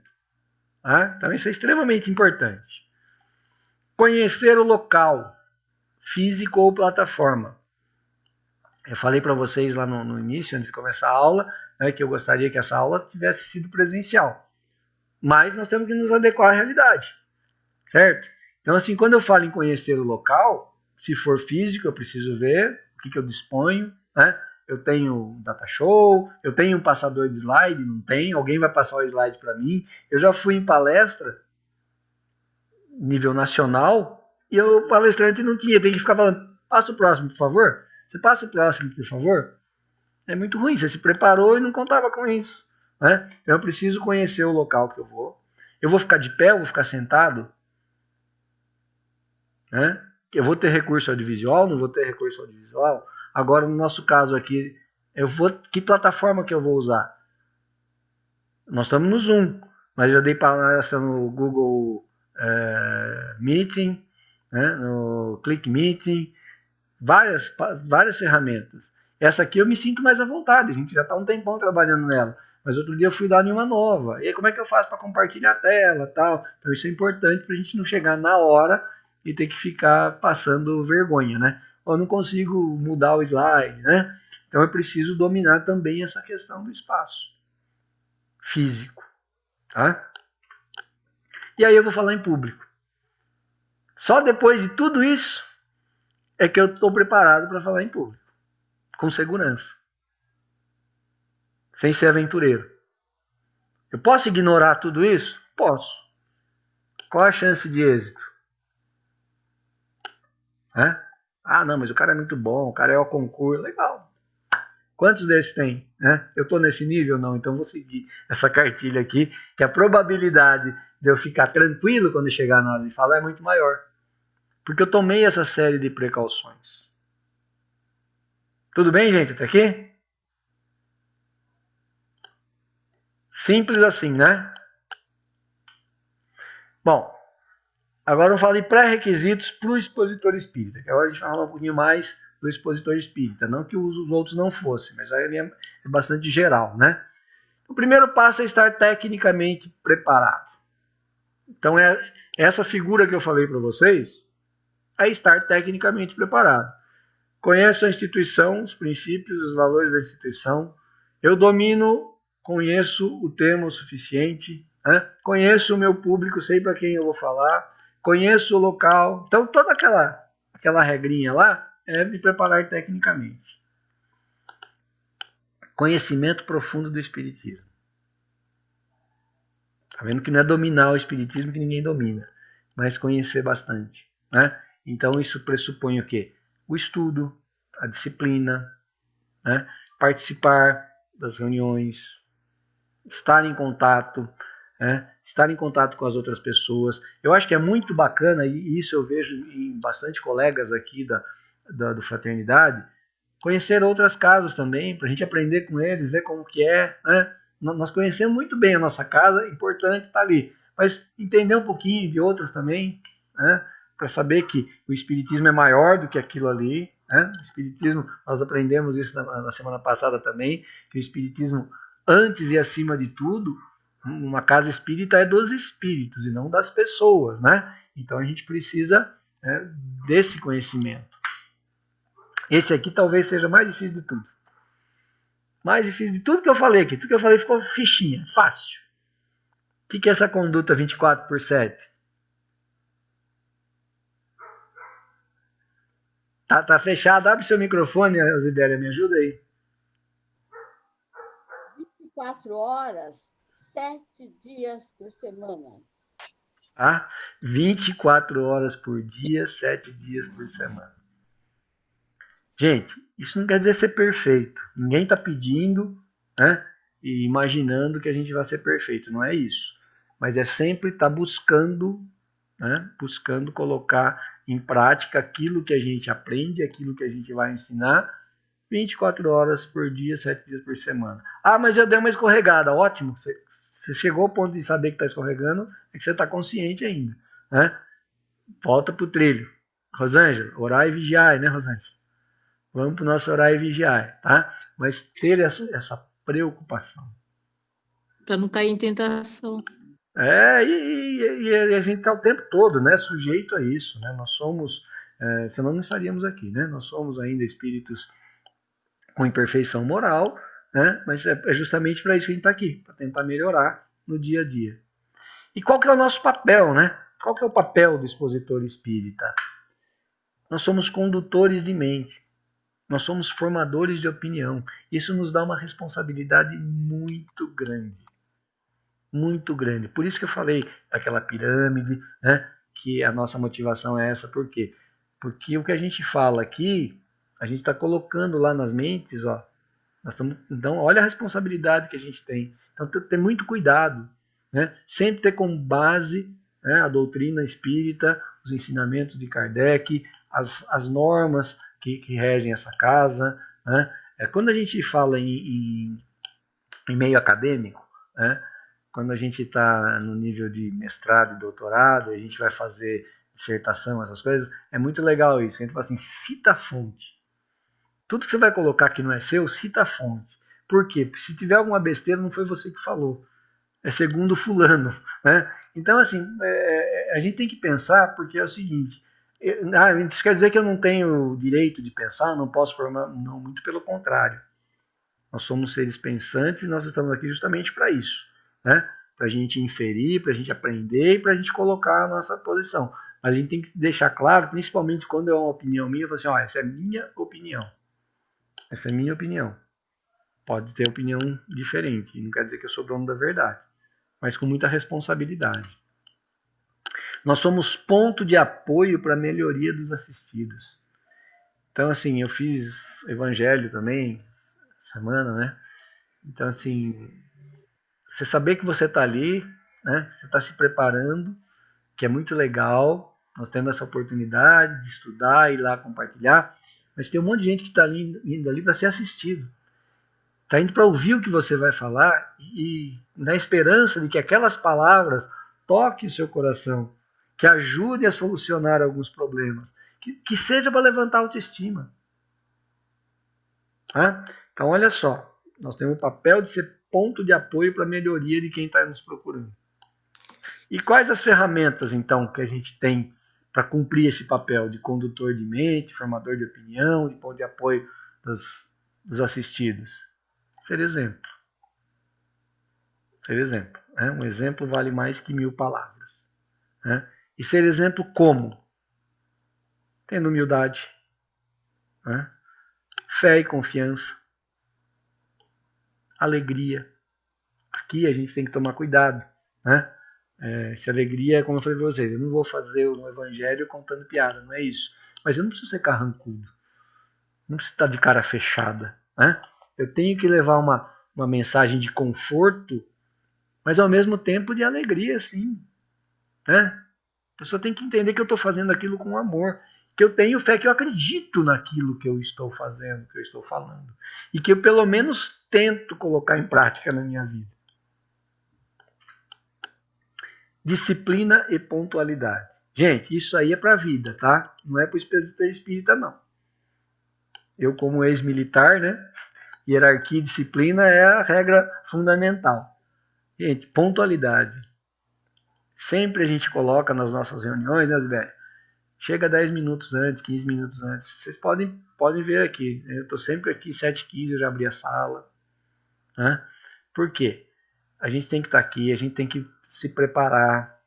Eu preciso me asserenar, desconectar dos problemas, que todo mundo tem. Tem problema em casa, tem problema no trabalho. Né? Então, é o momento que eu tenho de chegar, parar, virar a chavinha, respirar e começar a me conectar com a espiritualidade.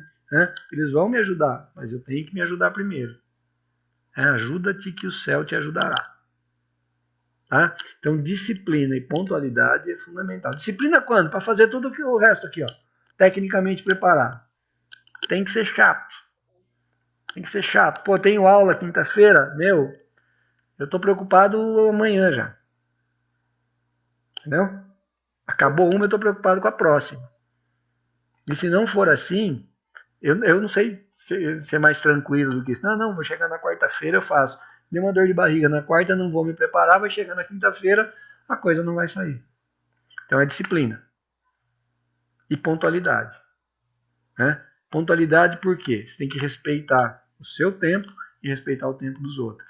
Vocês veem que a gente está aqui, né, 7h30, a gente, vou esperar 5 minutinhos porque tem imprevisto. Mas deu 5 minutos, a gente começa. Porque a gente tem que respeitar quem está na sala, quem veio, né? A gente tem que ter um respeito com as pessoas. E a preparação do tema. Então, eu falo, você tem que dominar o tema, tá? Mas não é só dominar, eu tenho que preparar, porque eu não vou falar para mim, eu vou falar para o outro. Como é que a gente faz isso? Improvisa ou planeja? O que vocês acham?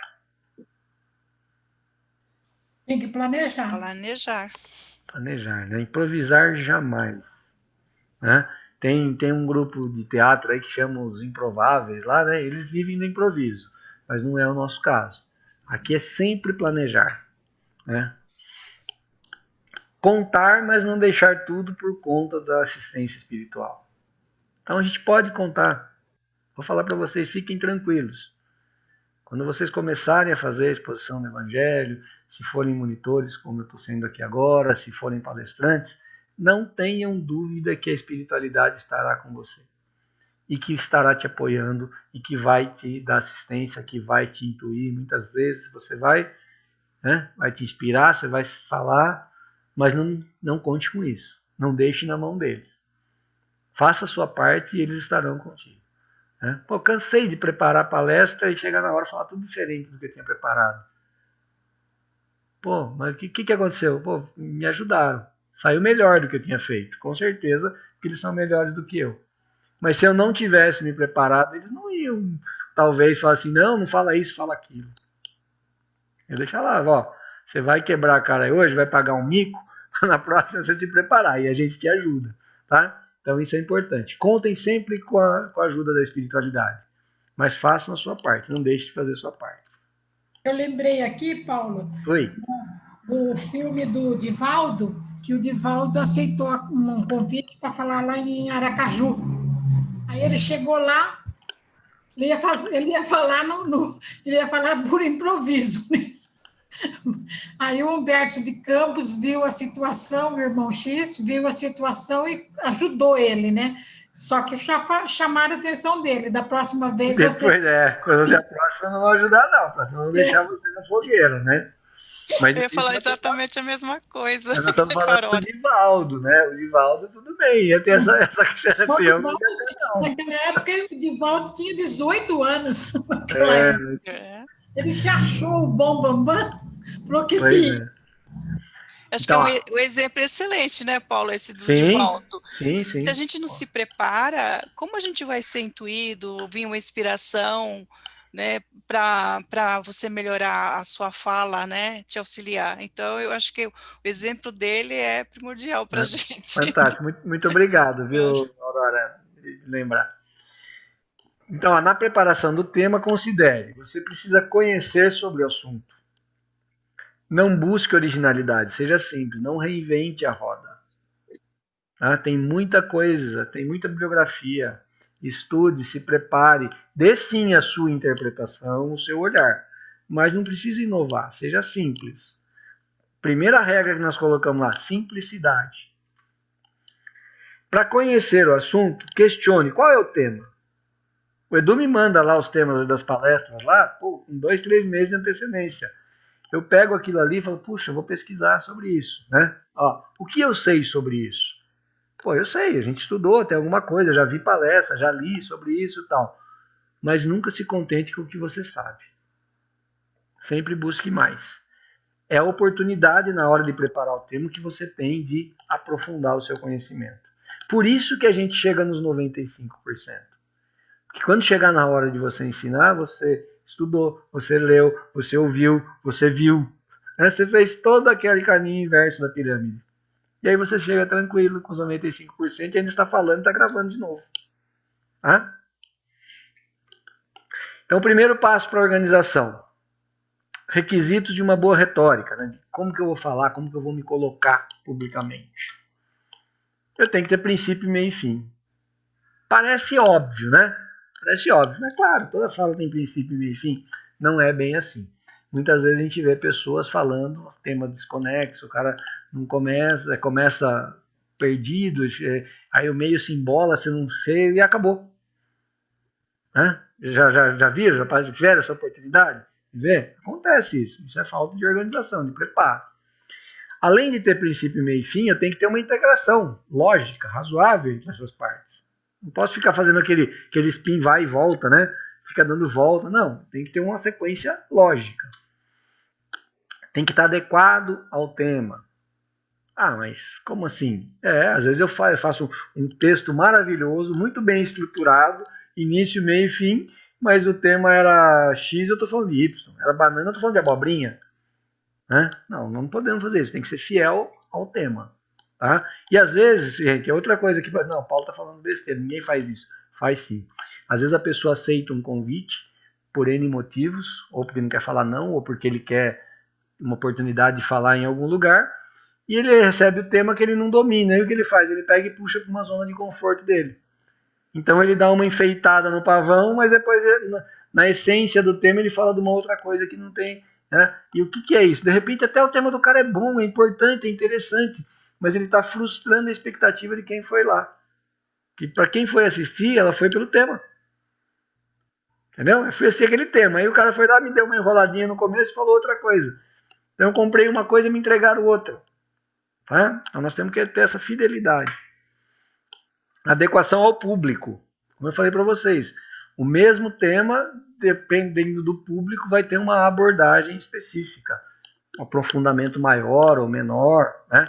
Uma linguagem, às vezes, mais culta, ou uma linguagem não vulgar, mas uma linguagem mais coloquial. Né? Porque às vezes você vai num lugar também onde as pessoas são simples, você não pode ficar com uma linguagem muito rebuscada, porque a pessoa se fecha.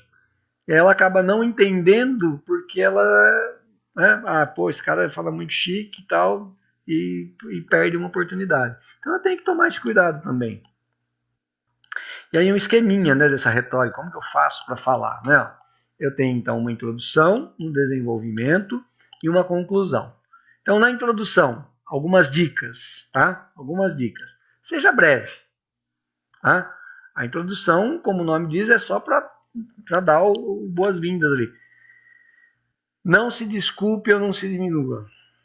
É muito ruim, gente, a gente começar uma palestra, uma aula, alguma coisa, pedindo desculpa, ou eu não conheço muito bem desse tema. Se não conhece, não vá. Não aceite o convite. Né? Não, mas eu vim porque o professor não pôde vir, eu vim para substituir o outro palestrante. Então não vá. Se foi isso que aconteceu e você está preparado, faça a introdução ao tema e continue. Agora é você, não é mais o outro. Nunca fale da sua limitação pessoal. Lembra lá que nós falamos no começo? As pessoas que estão lá têm uma visão maior de você do que você mesmo tem. Então, dê o seu melhor, né? Se você tiver limitação, olha, eu tenho uns lapsos de memória aqui, né? Então eu vou ter que usar papelzinho. Não, usa o papel, leva o papelzinho lá e usa o papel. Não precisa falar que você tem um lapso de memória. Não comece com uma anedota, principalmente numa casa espírita. Isso não quer dizer que a gente tem que ser sério e carrancudo, mas a gente tem que ter cuidado, né? Você tem que colocar serenamente, mas seriamente, sempre. Não comece com um assunto polêmico, principalmente em palestra. No Evangelho a gente não corre muito esse risco, mas em palestra, né? Às vezes você começa a palestra com um assunto polêmico e você não conhece o seu público, você não sabe exatamente quem está ali, e a pessoa pode interpretar de uma forma diferente ou colocar algumas situações que vai acabar desvirtuando todo o resto. Que gera uma polêmica ali, aí tem a questão do tempo. Ah, você planejou o seu tempo, você fez todo... Você coloca uma polêmica ali no começo, destruíram com o seu tempo. Aí você vai ter que correr com o resto, onde você poderia realmente, né, trabalhar com tranquilidade, porque você polemizou lá no começo. Cuidado com o informalismo ou formalismo excessivo. Esse a gente vai pegando com o tempo também, né? Eu não posso ser extremamente formal, mas também não posso ser muito informal. Começa que nós estamos numa casa espírita, né? Nós estamos falando aqui num expositor do espiritismo, né, da seara espírita. Então, assim, eu não vou chegar com um linguajar chulo, né? Eu não vou chegar aqui de mano, né? Então a gente tem que ser não muito informal, mas também não preciso chegar de terno e gravata, me colocar numa situação. Então a gente tem que ter o bom senso. E essa introdução aí que eu falei, né, para não ser muito lento e tal, como que a gente faz? Né? Começa com o vocativo, que é o quê? É aquela chamada, né, como que a gente chega, uma apresentação inicial. Né? Então algumas sugestões, senhoras e senhores, bom dia, boa tarde, boa noite. Né? Olá, tudo bem? Queridos amigos, né? Tem uma série de formas de a gente fazer. E a gente acaba com o tempo criando uma marca. Você pode ver que às vezes você vê um palestrante, ele sempre começa daquela forma, né? E é a marca dele.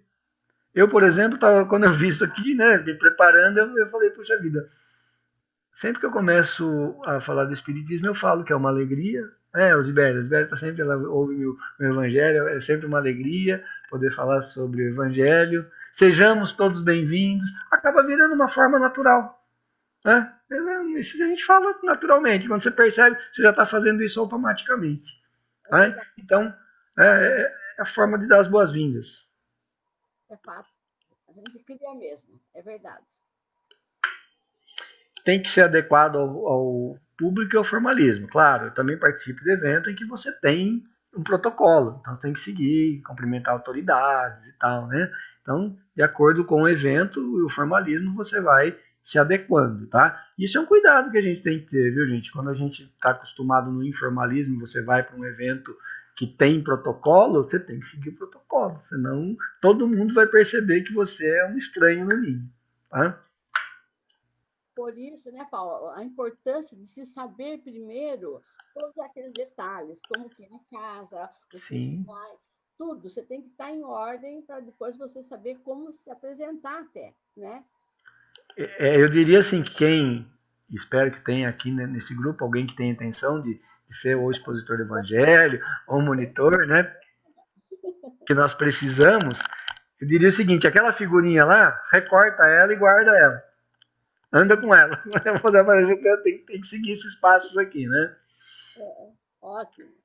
Então, a ideia da introdução é captar a atenção, então ela é importante, né? Não é porque ela tem que ser, recomenda que seja breve, que ela não tenha importância. Não, ela tem importância sim. Até as boas-vindas é importante. Como nós falamos na semana passada, né? A recepção que você recebe numa casa pode ser o fator de decisão em você voltar ou não. E aí na palestra é a mesma coisa, na aula é a mesma coisa. Né? Na forma que você recebe o aluno, você pode estar cativando ou desmotivando. Né? Então como que a gente vai captar? Perguntando, né? Quando é possível. Então, por exemplo, no nosso modelo de evangelho não tem essa possibilidade. Né? É só expositivo. Mas na palestra, sim. Então quem assistiu minha última palestra, eu perguntei o tempo todo. Comecei com pergunta e terminei com pergunta. Isso é muito legal, que você interage, né? Sempre que possível. Se não for possível, paciência. Referir-se à circunstância que nós fizemos aqui hoje. Eu dei exemplos, né? Dei exemplos de experiência minha. Então é muito legal isso. Porque quando a gente dá um exemplo, né, fica fácil da pessoa entender. Às vezes você está falando uma coisa, até está escrito ali para ajudar tudo, mas a pessoa não consegue visualizar. Aí você traz uma situação fática. Você traz uma circunstância e fala, poxa, legal, entendi. E ela vai lembrar do exemplo que você deu. Não da teoria, do que estava escrito, né? Então isso é super importante. Conte uma história, né? É a mesma coisa, uma historinha que você conta, às vezes ela vai ilustrar. Jesus fazia isso, né? Com maestria, que eram as parábolas. Alguém perguntava alguma coisa, ele pegava e contava uma historinha. Com certeza era mais fácil da pessoa entender do que ele falar assim, assim, assim, assado. Ou um vai entender, outro não vai entender. Lance um desafio, uma proposição, né? Eu vivo brincando com vocês, faço perguntas, falo, gente, um de cada vez, vamos lá, vamos fazer, né? Então, provocar as pessoas no bom sentido para que elas interajam. E preparar o assunto central. Então, esse é o papel da introdução, tá? Aí nós vamos para o desenvolvimento, que é o tema central, né? Esse desenvolvimento tem que ser coerente com o tema, né? Aquilo que eu falei para vocês. Então, tomar esse cuidado. Mas eu não estou confortável. Então, muda o tema. Já aconteceu isso comigo. O Edu me mandou uma proposta. Falei, Edu, legal, mas eu não estou confortável para falar disso. Podemos falar de outra coisa? Então vamos falar de outra coisa. Seja honesto com você mesmo e com o público, tá? Mas na hora de desenvolver o tema, você tem que ser coerente. Sem divagações, né? Falar o português claro, sem encher linguiça, né? Seja objetivo. Às vezes a gente começa a dar voltinha e se perde e nem você sabe mais voltar. A pessoa então que está ouvindo, já era. Valorizar a doutrina sem dogmas e sem pieguice, né? Então vamos voltar lá de novo na minha plateia aqui, ó. Eu estou falando para um público que eu não sei, é claro que eu estou falando à luz da doutrina e vou sempre valorizar a doutrina, né? Mas, primeiro que a doutrina não tem dogma, né? A doutrina não tem dogma. Essa é uma das características. Nós temos os ensinamentos de Kardec, tudo, mas, né? E sem ficar trabalhando a doutrina de uma forma, por exemplo, a gente sabe que tem pessoas que procuram o espiritismo para buscar comunicação. Né? Então não vamos apelar para isso. Você vai lá para o centro porque lá você vai ter uma mensagem. Não, você vai lá para o centro porque a doutrina vai fazer isso, vai fazer isso, vai fazer aquilo. Então você vai valorizar a doutrina nos seus pilares. Né? Nós vamos falar de reencarnação, né? Das múltiplas existências, nós vamos falar da comunicação sim dos espíritos, né? Nós vamos falar da imortalidade do espírito, mas tudo dentro de uma lógica, nós temos um estudo sistematizado, a pessoa vai se sentir mais confortável. Quando o Kardec fala que a gente tem que fazer a caridade divulgando o espiritismo, não é para a gente florear o espiritismo e atrair adeptos a qualquer custo, não é isso que ele está dizendo. Né? Que a gente tem que ser transparente, tem que ser honesto, né? E coerente com a doutrina. Sem contradições, tomar cuidado que a gente fala, por isso que eu estou dizendo que a gente tem que estar sempre atento, né, ao nosso referencial teórico aí também, para que a gente não caia em contradição. Usar sempre a linguagem de Kardec, né?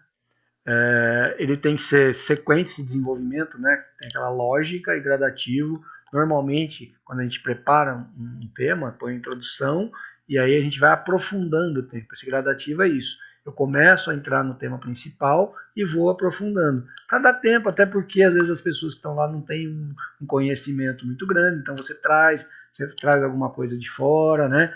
Alguma coisa mais básica, você percebeu que o pessoal, que o público está ali, está fazendo uma cara de ponto de interrogação, você traz alguns conceitos básicos para depois você ir aprofundando. Né? Dar abrangência ao tema, ser didático, mas sem atentar contra a ignorância da plateia, a inteligência, da plateia. Isso é muito importante, tá?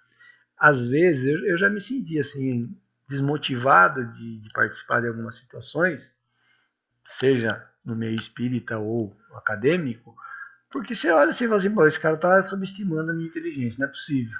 Né? E eu posso dar exemplos simples, por exemplo, às vezes você está falando com o público, aí você fala assim, Nós vamos falar agora de Allan Kardec, né? Eu sei que você vai falar de Allan Kardec. Você não precisa. Você acha que eu preciso que você me lembre que o nome dele é Allan e como, sabe? Então, assim, eu tenho que ser objetivo.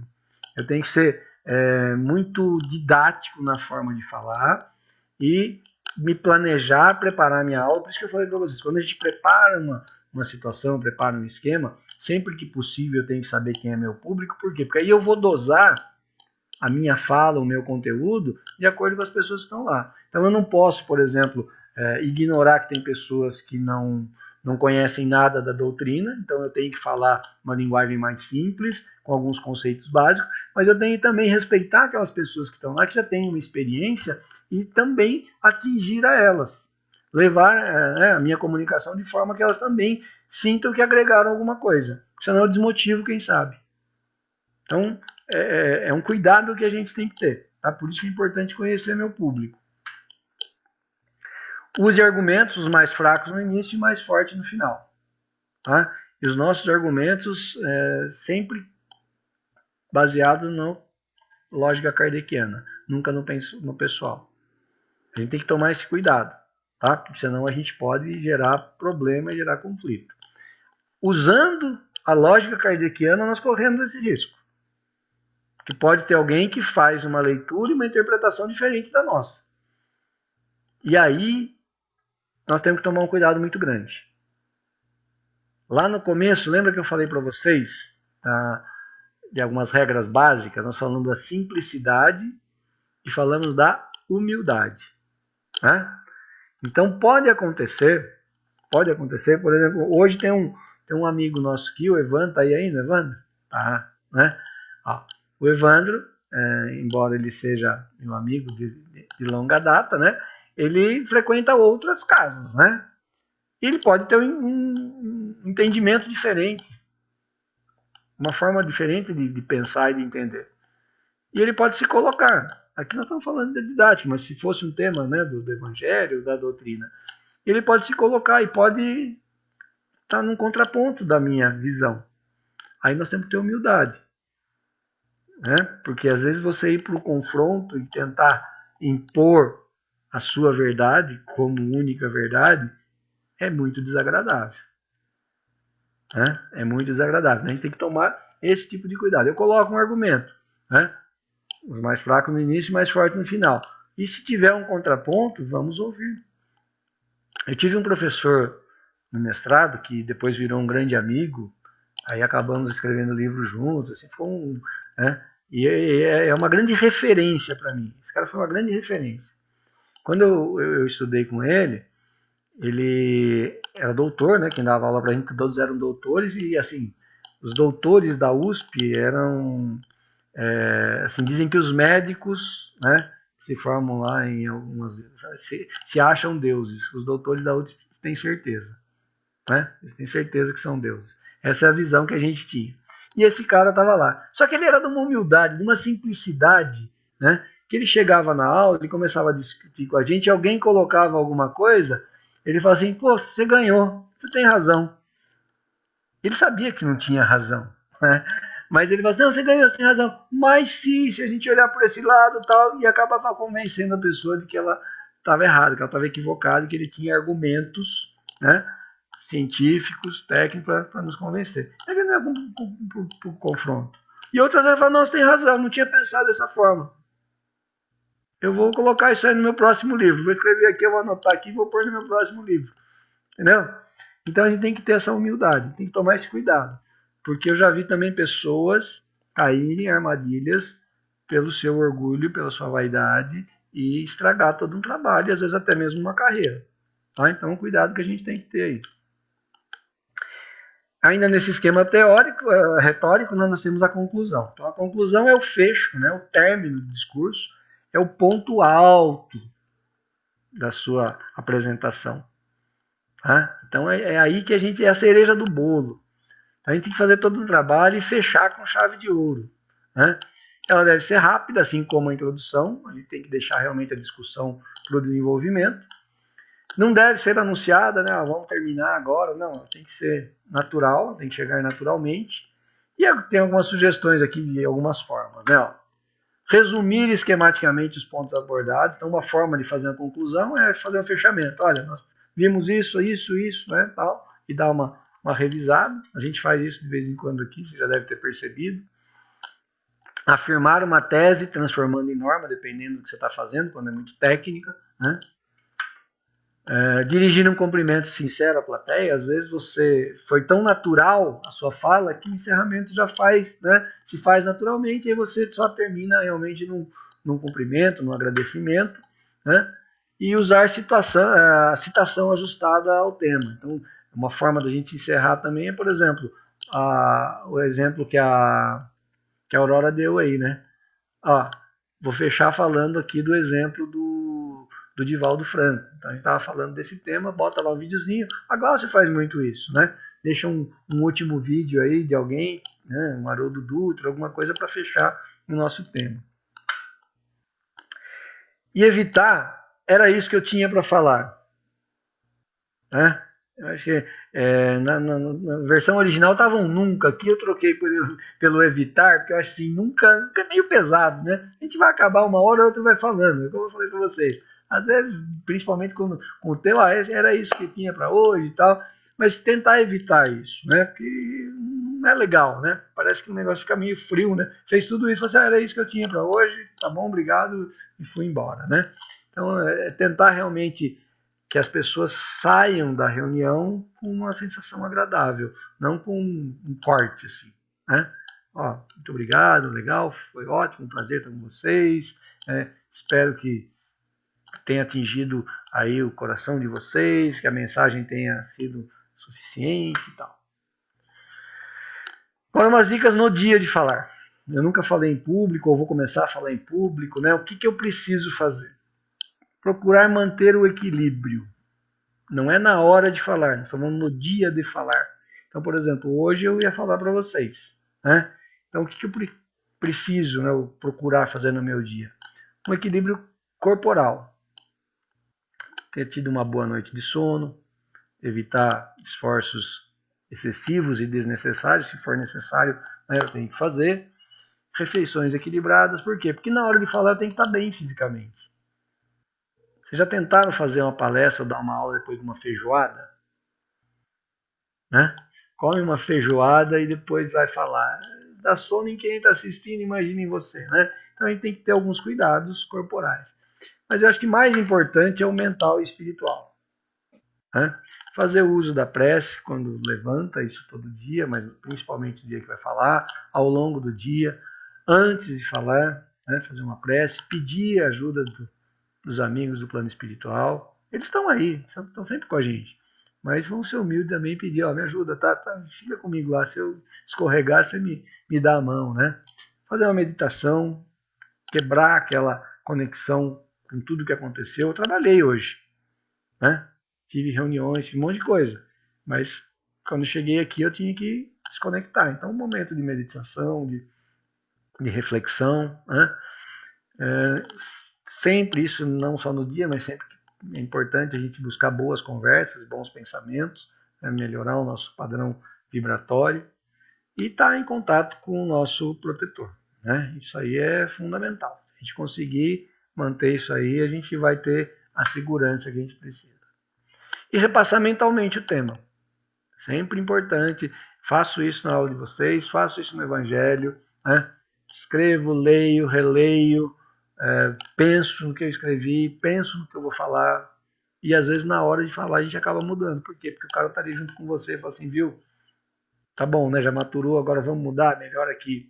Coloca isso, porque eu acho que isso aqui vai pegar melhor lá do outro lado. Tá? Mas fazendo a nossa parte. E na hora? Se no dia eu fiz tudo aquilo, já é um grande passo. Na hora de falar, leva um roteiro, principalmente no começo. Tá? Nem que seja um papelzinho de pão, mas leva um roteirinho lá para você.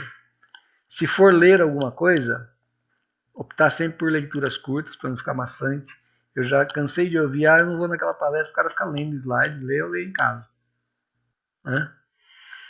sempre mencionar a passagem evangélica, principalmente nós fazemos isso no nosso estudo, mas né, no Evangelho lá a gente fazer uma boa leitura. Esse teatralize, né? Teatralizar, olha só, tá trava-língua aqui.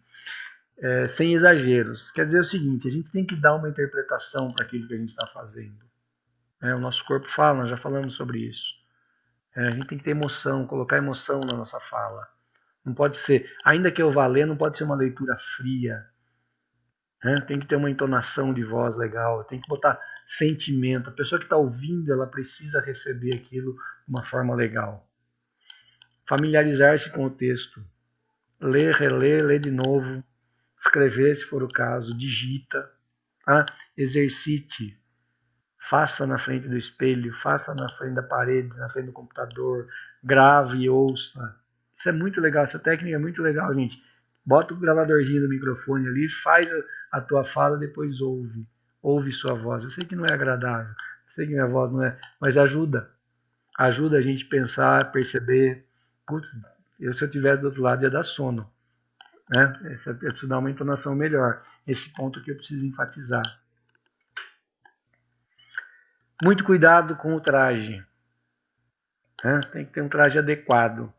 Aqui entra aquela questão também do excesso de formalismo ou de informalismo. Às vezes pode parecer que não, mas um terno e gravata, dependendo onde você vai acuar algumas pessoas, vai intimidar algumas pessoas. Mas você também não vai de bermuda. A gente tem que ter o bom senso.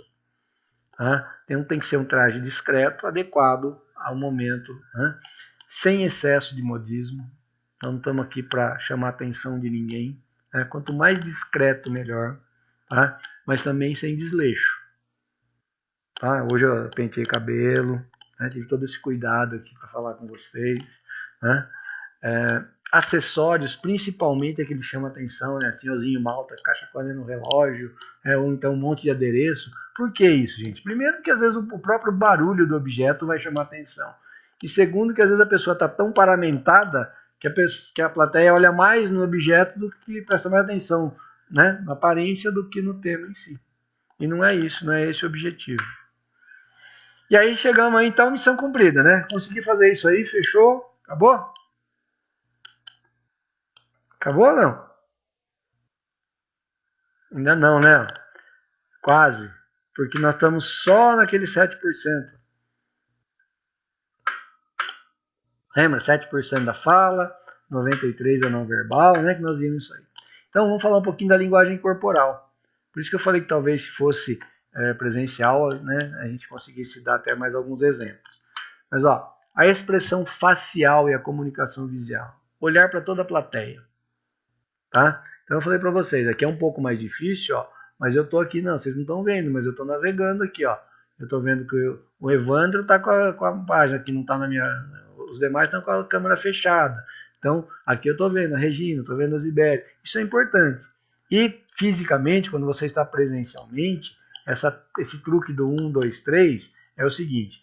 Imagina assim, estou aqui de frente para a plateia. Essa plateia aqui que a gente está vendo. Em determinado momento, eu olho para o pessoal que está na minha direita. Aí eu vou devagarinho, vou lá para o meio e olho para o pessoal do meio. Depois eu olho para o pessoal da esquerda. Depois eu olho para o pessoal que está no meio da plateia. Depois eu dirijo o meu olhar para o pessoal do fundo. E às vezes não é só o olhar, é a palavra também. Você gesticula, você fala. Com o tempo você vai percebendo que você consegue falar com o pessoal. Você faz uma pergunta no meio, pede o nome de alguém, aí você fala. Que você consegue envolver as pessoas e também se envolver com as pessoas. Gesticulação. Evitar os excessos. Tem um videozinho aqui, acho que ele está bem avançado aqui, mas depois eu mando o link para vocês. Tem um vídeo do Trump, de uma palestra dele, que o pessoal fez uma sátira como se ele estivesse tocando acordeão. Ele fica o tempo todo com a mão assim. Ele faz assim, faz assim, faz assim, e aí coloca um acordeão na mão dele e bota uma musiquinha, Então parece que ele está falando. Então a gente tem que gesticular sim. Não posso ficar uma múmia parada, mas tem que tomar cuidado com os excessos. E essa gesticulação tem que ser normal. Eu sou descendente de italiano. O italiano fala com a mão. Se amarrar a mão, eu não falo. Então eu tenho que deixar isso acontecer naturalmente, mas tem que tomar cuidado também para não ser demais. Mas eu tenho que gesticular. Não posso virar estátua. né? Procure não ter nada nas mãos, mas às vezes ter alguma coisa na mão também é uma técnica. Tá? Então, por exemplo, às vezes eu preciso de um passador de slide na mão, e às vezes a pessoa que é muito ansiosa, que para não botar a mão no bolso, ela segura uma caneta. Às vezes, se você pegar uma caneta na mão, né, às vezes você troca ela aqui e lá, e você tem aquilo ali para você lembrar que você não pode pôr a mão no bolso, por exemplo, pôr a mão na cintura. Tá? Então, às vezes, pode ser uma técnica também. Mas se você conseguir não fazer nada, melhor. Não ter nada nas mãos, gesticular, né? O adereço barulhento nós já falamos, né? Então, postura. Ó. Se você está falando em pé, coloque o corpo reto, né? Coloque numa posição de quem está falando ao público. Né? E alguém está se posicionando na frente do público, sem arrogância, mas ereto. Não dá para você ficar ali todo cabisbaixo, né? O pessoal fala assim, pô, nem ele está se aguentando, né? Às vezes eu sei que nem eu me aguento, não é fácil, né? Eu tenho turma que eu dou aula das 8 da manhã às 5 da tarde. Chega no fim do dia, é overdose de Paulo. Nem eu me aguento mais. Eu quero chegar em casa e dormir para não ouvir minha voz. Pé de apoio é aquele pé que a gente encosta na parede. Eu vou lá e coloco um pé na parede e fico assim. Não é uma postura legal. Esse evite andar não é que você tem que ficar plantado no lugar. Mas você não pode ser um Forrest Gump. Tem gente que fica vendo o palco andando para lá e para cá, pra lá. Isso dá uma gastura quem está assistindo, você não faz ideia. Tá? Então evita isso também. Mas de vez em quando você mudar de posição, né? Até ajuda até para chamar atenção para as pessoas desviarem o olhar, né? Mas não é para ficar para lá e para cá. Balançar, né? Palestrante pêndulo, já viram? O cara que fica assim, falando. É terrível também, né? Então tomar esse tipo de cuidado aí. Nunca mão no bolso, para trás do corpo e braço cruzado. Isso aí a gente tem que evitar mesmo, né? Você ficar falando de braço cruzado, com as mãos no bolso, né? A mão para trás, não dá. É o mínimo que a gente espera do palestrante, que ele tenha uma postura ereta, que ele use os braços, gesticule, mas não ficar dessa forma. Aí, ó, o mais importante também, né, em relação a que a gente falou lá dos 38%, que é a entonação da voz, inflexão da voz. Cuidado, respirar, tomar água. Você vê que eu estou o tempo todo aqui, ó, falando e hidratando, né? Porque a gente fala muito, resseca as cordas vocais, aí muita gente chega no fim da fala da palestra, aí o cara fica cansado, começa a doer, e aí ele começa a perder a qualidade da fala dele e compromete todo o trabalho, né? Então, respirar, fazer alguns exercícios. Se tem dificuldade, eu estou fazendo isso, tá? Vou contar para vocês aqui, eu estou indo numa fono, tá? Tem exercícios que tem que fazer antes, fazer exercício depois, justamente para que a gente não tenha prejuízo também com a nossa fala. Alguns vícios, tomar cuidado com o vício de linguagem, isso é muito natural também, tá? Eu sei que eu tenho, às vezes a gente fala, ó, tá, né, ok, certo, vai acontecer, o que a gente tem que prestar atenção e tentar evitar. Percebeu? Por isso que é legal gravar e ouvir. Que falando é natural, depois ouvindo você percebe. E se tiver alguém que possa ouvir e te criticar, legal também. Tá? O que você achou? Não, pô, achei que foi muito bacana tal, mas você falou tanto né. Você falou 325 né, eu contei aqui. Eu tinha um professor na escola, a gente contava os né dele, eu e o filho dele. Coisa feia, né?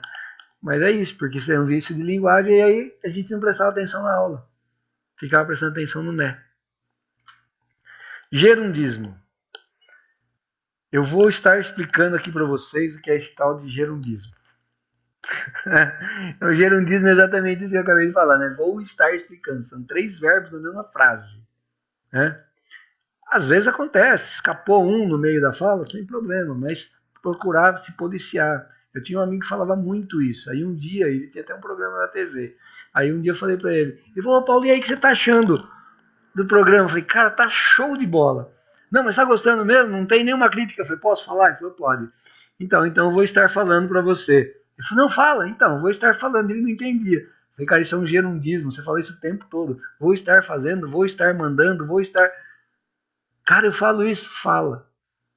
Se policia que você fala.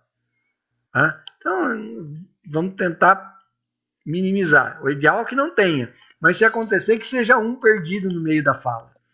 Tá?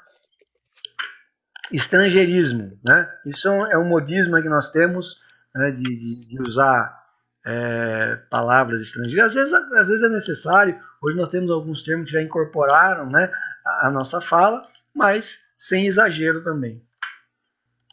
Nem formal demais, nem coloquial demais, na medida. Variação do tom, ritmo e intensidade, né?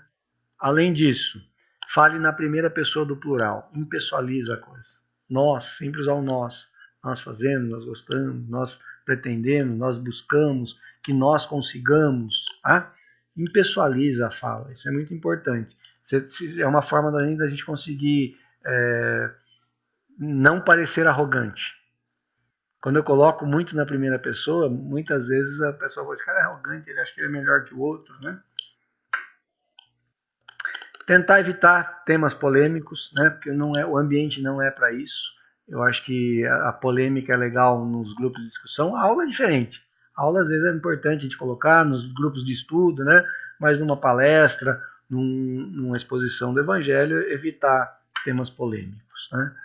E cuidado com as perguntas. Não a pergunta dos outros, porque essa não tem jeito. Se o cara fizer pergunta, você não pode impedi-lo de fazer. Mas é pergunta que você faz, né? Então, se vai fazer uma pergunta para a plateia, primeiro, elabore a pergunta para não dar margem a dupla interpretação ou várias interpretações e tenha a resposta. Né? Não vá colocar uma pergunta que você não está preparado para responder, porque você vai ficar numa saia justa aí. Aí no desenvolvimento, gente, eu estou um pouquinho atrasado aí, mas é porque o tempo foi mais rápido do que eu imaginava. Eu me empolguei, que eu gosto muito do tema, tá? Então, para prender a atenção, evite a monotonia da voz, né? Aquilo que eu falei para vocês. Falar sempre no mesmo ritmo, sempre no mesmo tom. Varia, tá? Usa, aproveita a voz justamente para isso, para chamar a atenção. De vez em quando dá uma acordada no público, né? Evitar repetições, tá? Não tem o que falar, seja objetivo. Dá o recado. Às vezes é melhor você falar 10 minutos legal do que ficar meia hora dando volta. Mantenha um raciocínio. Quando a gente fala muito, começa a repetir, a gente perde às vezes a linha de raciocínio. Não inventa assunto porque sobrou tempo. Acabou o tempo, pessoal. Está aberto aqui agora para discussão, para pergunta, vamos interagir. Mostra a enrascada que você entra, é isso. Acabei antes da hora, vou inventar um assunto. Não, as pessoas do outro lado vão perceber o que você está fazendo. Esse cara está querendo me enrolar, né? Então, objetivo. Às vezes você não conseguiu, principalmente no começo, não conseguiu adequar o tema, falou demais, e às vezes não é nem no começo, tá? Já aconteceu comigo. Você falou tanto daquele assunto, tanto, deu tantas vezes aquela aula, que você vai passando algumas coisas assim, você vai embora e a hora que você vê, acabou o assunto e tem mais meia aula ainda para falar. E aí? Não inventa, né? Abre espaço para discussão, aprofunda algum ponto ali, mas não inventa nada para enrolar, não. Se for ler, garanta que sabe ler, tá? Tenha intimidade com o texto, um texto que já tenha lido algumas vezes.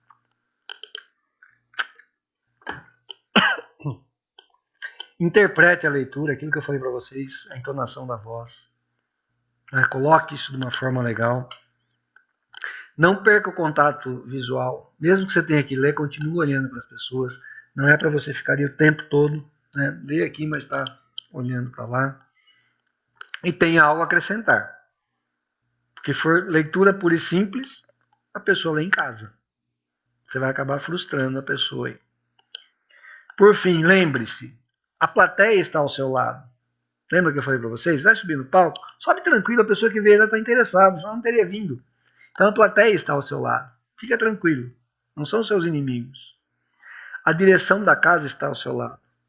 Como nós falamos, nós precisamos, a demanda é muito grande. Então qualquer um que se dispuser a falar vai ter o apoio da direção da casa. A espiritualidade está ao seu lado, não para terceirizar, mas para te apoiar, sempre. Você se preparou, então não tem por que estar desesperado. Você conhece o assunto, tudo está a seu favor. Só tem coisa boa. Tudo vai dar certo. Quando o trabalhador está pronto, o serviço aparece. André Luiz. Eu ouvi essa frase um dia, logo que comecei a conhecer o primeiro contato com o Espiritismo. Eu não tinha nem a pretensão de trabalhar, de ser monitor, de ser expositor, de ser palestrante. Nem passava pela minha cabeça. E eu ouvi essa frase lá no Joana de Ângelo, com o Ari falando isso, nem me lembro porquê. E essa frase ficou na minha cabeça. E quando surgiu a oportunidade, eu fiquei com muito medo, né? Primeiro convite que eu recebi de falar, de fazer uma exposição, eu fiquei com muito medo. Mas depois eu lembrei dessa frase do André Luiz. Se o trabalho apareceu, é porque o trabalhador está pronto. Vai e faz o seu melhor. Né? Isso está aquele ponto que nós falamos que a gente tem que ter fé. Eu tenho que acreditar. Porque se eu ler essa frase e não acreditar nela, talvez eu não esteja pronto. Então, assim, surgiu a oportunidade, é porque você está pronto. Vai, encara, dê o seu melhor. Tudo bem? Peço desculpas aí, eu estou em cima do horário, tá? Mas, como eu falei, é um tema que eu gosto muito e eu ficaria aqui falando até amanhã com vocês sobre isso. De verdade. Alguém gostaria de perguntar alguma coisa, de complementar? Ficou alguma coisa que não foi claro na minha explanação? Deixa eu ver o pessoal de câmera fechada aqui.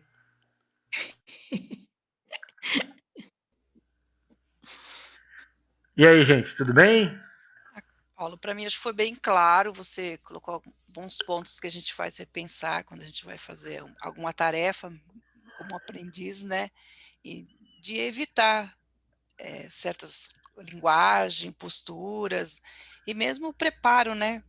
Eu acho bem importante, né? Eu falei assim, pô, essa aula foi muito interessante, né? Mesmo para pequena do que a gente está fazendo, isso já auxilia a gente bastante, que direção a gente tomar, né? Então, achei a explanação muito boa. Legal. Zibélia, alguma coisa? Complementar alguma coisa?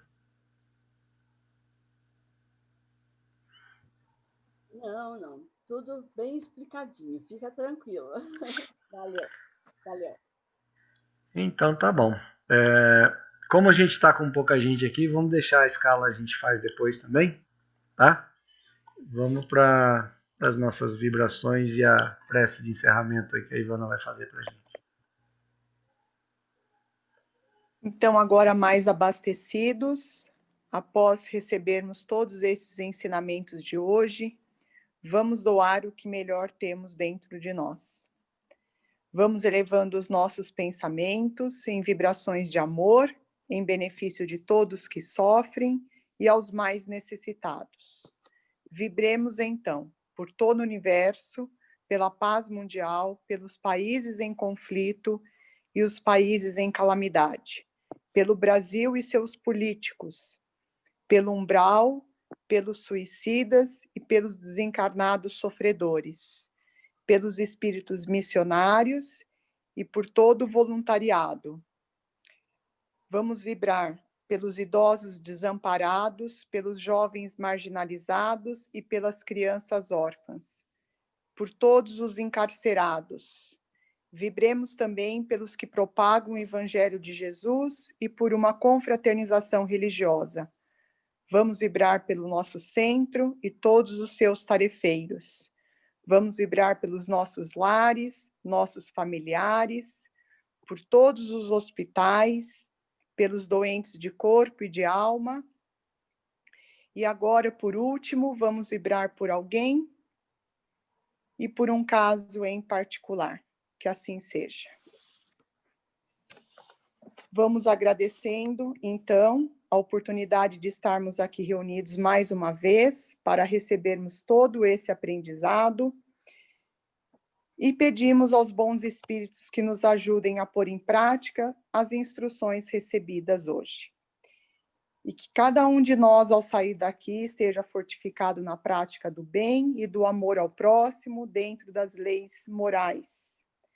Desejamos igualmente que essas lições sejam proveitosas para todos os espíritos desencarnados que participaram dessa reunião. E que a paz que agora temos em nossos corações perdure também em nossos lares, que assim seja. Que assim seja. Que assim seja. Muito obrigado aí pela presença de todos aí. Boa noite, gente. Boa noite. Boa noite.